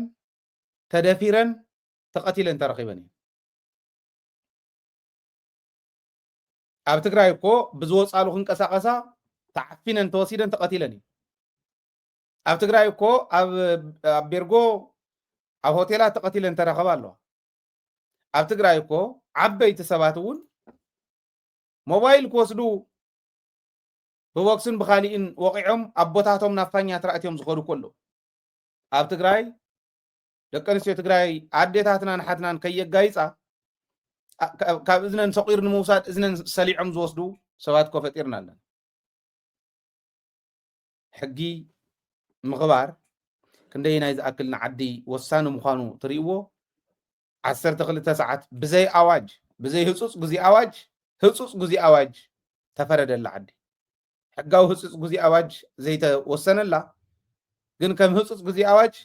12 ሰዓት ከም ደርሆ ኣቲኻ ኣብ ገዛኻ ትሕባእ ኣሎ ዓዲ ኮ እዩ ትግራይ እዚኦም ኩርምኩሪት ኣሲሮም ከምቲ ዝበልክዎ ሰብ ይሰቕሉ ኣለዉ ዳርጋ ከምኡ እዩ ናይ ትግራይ እዚኖም መሓይሾ ብፍትሒ ከምታ መወዳእታ ዝበላ ብፍትሒ ኢና ሓደራ ሰማእታትና ክነኽብር ንኽእል ኣብ ኢትዮጵያ ጓል 13 ዓመት ኣያንቱ ቱና ትበሃል ደፊሩ ኣብ ሲዳማ ክልል እዩ እውን ታደቡብ ትበሃል መቃቂሎም ዓንተ ወይ ማእኸላይ ኢትዮጵያ ኢለኩም ሕዚ ከዓ ኣብ ሲዳማ ኣያንቱ ቱና ትበሃል ቅድሚ ሕዚ እውን ሕሊፍናዮ ኢና ማእኸላይ ሲዳማ ዞባ ሻፋሞ ዝበሃል ወረዳ ጓል 13 ዓመት ደፊሩ ሃዲሙ ተታሒዙ ነይሩ ግን ብኣዛዚ ናይቲ ወረዳ ፖሊስ እውን ተሓዊስዎ ኣዛዚ ፖሊስ ሓቢርዎ ሓጊዝዎ ኣምሊጡ ነይሩ ድሕሪ 1 ዓመት ግን ሕዚ ብናይ ህዝቢ ሓይሊ ተታሒዙ ምትሓዙ ፅቡቅ ናይቶም ቅድም ኢሎም ማእኸላይ ኢትዮጵያ ዘልዓልክዎም እውን ምርመራ ዘለው ዝኾኑ ሰባት ሒዞም እዮም ግን ትግፍዒ ብከምዚ ዓይነት መንገዲ ይኸድ ኣሎ ክእለ ዝኽእል ኣይኮን ናይ ኢትዮጵያ እንዳገደዶ እዩ ዝኸድ ናህና እንዳገደዶ ከይኸድ እንታይ ንግበር ዝብል ክንመሃረሉ ምእንታን እዩ ዝዛረቦ ዘሎ ጓል 13 ዓመት ይደፍዮ ጓል ኣንስተይቲ ምውላድ ሓደ ቀልዲ እንዳቀለደ ሓደ ዓርክና ጓል ኣንስተይቲ ምውላድስ መከራ ኮይኑ ሎሚ ተን ደቂ ኣንስትዮ እንዳተ ዓፈና ክወሰዳ ከለዋ ተደፊራ ክበሃል በትዩ ከምዚ ኢላ ክበሃል ከሎ ጓል ኣንስተይቲ ጓል ወሊዱ ዓርክና እሞ እንታይ ወሊድካ ገሊልና ጓል ቅድሚ ምባሉ ክላ 18 ዓመት ሙሉእ ኣብ ድፋዕ ምዃነ እዩ ይብል ጓል ምውላድ ኣብ ክንዲ ክትኮርዓሉ ጓል ብጓል ዝበከረ ምስ ዝሄር ዝመኸረ ዝበሃል ምስላ ወለድና ኣብ ክንዲ ክትኮርዓሉ ተሓፍረሉ ትፈርሓሉ ትሳቀቀሉ ግዜ ተፈጢሩ ጓል ጥራሕ ግን ኣይኮነን ኣወዳት እውን ተጀሚሮም ኣብ ኢትዮጵያ ኣወዳት ንኣብነት ኣብ ወላይታ ወዲ 8 ዓመት ህፃን ብብሽኩት ተታሊሉ ወሲዱ ግብረ ሰዶም ፈፂሙሉ ኣብ ወላይታ ወዲ እውን ዝዘፍርሕ ሕዚ ነታ ጓል ጥራሕ ኣይኮነን ጉዳጉዲ ተኣትኒ ከምኡ ዝበለ ነገር ፀያፍ እዩ ኢላ ፍፅሞ ብዓድና ክፍፀም ከም ዘይኽእል ህዝባ ኣሚና ትቃለስ ዓዲ እንተዘይመስሪትና ከመይ እዩ ዝመፅእ ዘሎ ዓለምናዊ ተቀየረላ እውን ምርኣዮ ድላ እዩ ኣብ ኢትዮጵያ እዩ ወዲ 8 ዓመት ህፃን ብብሽኩት ተታሊሉ ወሲዱ ግብረ ሰዶም ዝፈፀመ ወዲ ተታሒዙ ይብርግፅ 20 ዓመት እውን ተፈሪዱሉ ብዕለት 15 ለካቲት ይፈፂሙሉ ቅድሚ ሕዚ ምትሓዙ እዮም ዜና ውፅኦሞ ዘለው ተታሒዙ እዚ ወዲ እዚ ግን ቅድሚ ሕዚ ብቅትለት ተጠርጢሩ ተሓባባሪ ናይ ቅትለት ኢኻ ነርካ ተባሂሉ 14 ዓመት ተፈሪዱሉ ነይሩ ንግዚኡ ያው ብዋሕስ ወፂኡ ብምሕረት ወፂኡ ነይሩ እንደገና ወዲ 8 ዓመት ብብሽኩት ተታሊሉ ወሲዱ ክደፍር ደፊርዎ እዩ ነቲ ቆልዓ ግብረ ሰዶም ፈፂሙሉ እዩ 20 ዓመት ተፈሪዱሉ ኣሎ ሕዚ ኣብ ትግራይ ከምዚ ዝበለ እቲ ናይ ፍርዲ ምዝባዕ መርዓያ ዝኾነ ነገር ፈሪድካ ከይድገም ነገራት ከም ዝበሉ ካብ ሕጊ ጥራሕ ተይኮነስ ካብ ሕጊ ልቦና እውን ዝወፁ ከይድገሙ ብምግባር እዩ ክእረም ዝኽእል ኣነ ብደንብ ልቢ ገይረ ስለ ዝነበርኩ ኣብ ናይ ዘመነ ፀጋይ በርሀ የስታውስ ኣነ ዝተወለድኩሉ ከተማ ሓያል ናይ ትራፊክ ሓደጋታት ነይሮም ካብኡን ላዕሊ ከዓ ጋንግስተርስ ነይሮም በቃ ሃንግ ዝገብሩ ነይሮም ሽዑ حزي كمو مس بزحه ووبوز بحالو قيح بارنيط ازغورنا ኢትዮጵያ መከላከያ እዮም መጽዮም ጽቡቅ ተሰሪሕዋ ዝብሎ ናይ ጸጋይ በረ ንሳኒ ሓንቲ ኣነ ዘስታውስ መጽዮም ሕጊ መኽበርቲ እዮም ነቶም ጋንግስተርስ ነቶም ሃንግ ዝገብሩ ዝነበሩ ዳሕሪቶም ሪኦም ምስ ህዝቢ እናተሓባበሩ ምሕረት ዘይብሉ ቅፅዓተ ጽርግያ ስሚንቶ ቢልካ በስሚንቶ ይነሩ ክብደት ዝለዓል ክብደት ስራሕ ሽዑ እዚአን ገይርካ በቃ ጨዋዳኻ ሕቢጥካ እንዳኸድካ ሃንግ እንዳገበርካ ሙሳድ ነይሩ ገንዘብ ምሕዳግ ዕዳጋ እናኸድካ ገለ ዘን ሕቢጠን ጨዋዳ ሕቢጡ ኣብ ጽርግያ ዝሕምስ ዝነበረ ወፖ ምስ መጹ ብኽሳዶም እንዳሓነቁ ናብ ጽርግያ እንዳውፅዮም ዘውጥዎም ነይሩ موقع تخكل يكون نزول زلخ مرأيا مقبار قن أدلاي وصاني يخوم زي عين النجار كاب حجز وص أنت خوينو بحجة فردو حجة ريلاكتانت أنت خوينو خم تحت الدنيا صبغ يوم جيرم بالي يعني سأت إلى تقدم خالي تعرفوا لك خم أمبو أنت خيركم أب أمبو زخده قاشة فلوتيو أمبو ختمه ناي أوروميا يا قن فلي ختمه أنا قيد بأكلون سلزر أخوة أقاتامي فيلمي سبونسر جيرومني أمبو يونيفرسيتي بزي أقاتامي كمسجونم نايمي جمريا فيلم مصرح خلاه سبونسر كابز جورن يونيفرسيتي أمبو حدا ينير نا يونيفرسيتي وصل زنور هرمايا أمبو زنور وي أمبو خيده تسب ناي ترافيك حقو كمي كم زخبر قاش شايف اللت تسب بوزي زخير بسقام زخير انت خوين سقاماي منقد تخطيل بسقاماي وغن زل زخدن بيماناي وغن زل زخدن ننو ينوم يوم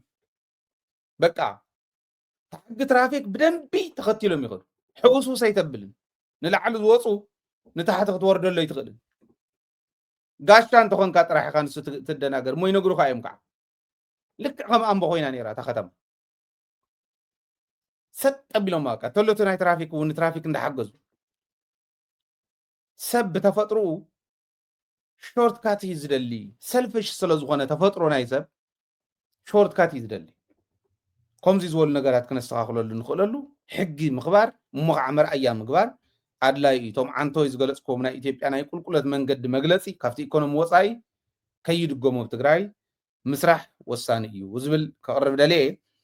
وزيون زازمينا نايلومي مدبنا كم تقول لك زي زولا جن تدويت محجاز ناس تقرأ محجاز فلاي حزي وساني أبزخونا جزينا زلنا زميلي هذي أنا قدمي تزي ساقرنا يا نادل دلت كتكد تزي جيرنا يا لازم تقرأ إيز قدا هايلي يكون قدا لازم لازم تقرأ دجهلو اشتهلو تدويت محجاز على في النتائج كاختوصل بزي قات أم غصوة أبدأ جزء لهم بزي أحجزنا يا أكاونتنا ناي أستراليا أكاونتنا يا أبعد زلهم بزا حزتري وازلهم ناي وغاقن بانكي أكاونتنا ناي ديفيد ميديا أكاونت حجزنا من الباش كاب بانكي أكاونت وصاي كتحجزوا تدولي قاعد تحتي غوفند من لكم باي بال لكم ناي أبالنا تفورم لكم أب يوتيوب channel ناون جوين تبل الله جوين غور زينو نخالي يكونن حنا خم تزموص أنا خنقصل نخلينا ختصفح ذا ميديا جن مجمريا بيز يهلوا استوديو نسرح الله زولو سنة سلز وصلنا مقال استوديو ملو فولي فرنش زغون استوديو خنصرح ندحر كوينا تحجزوا لكم ببزل لكم مخونكم ددويت مدقاف ددويت مفلات ميدياكم معباي اي تسنفو نهاي ليكم كان تحجزوا نهزب تقراي لذي سرح التناون ناو كالوت نخباصحو اجامكم مووصا ددويت ابز سرحو استوديوون ناي وعلكم 10 كل مقبار ناتكم يمو ازي بمقبار كتحجزنا سوع استرفا سلام ساهم سلام عواتن كعمس جيغنا حزبنا اخوان تمديتايو تقراي تعوض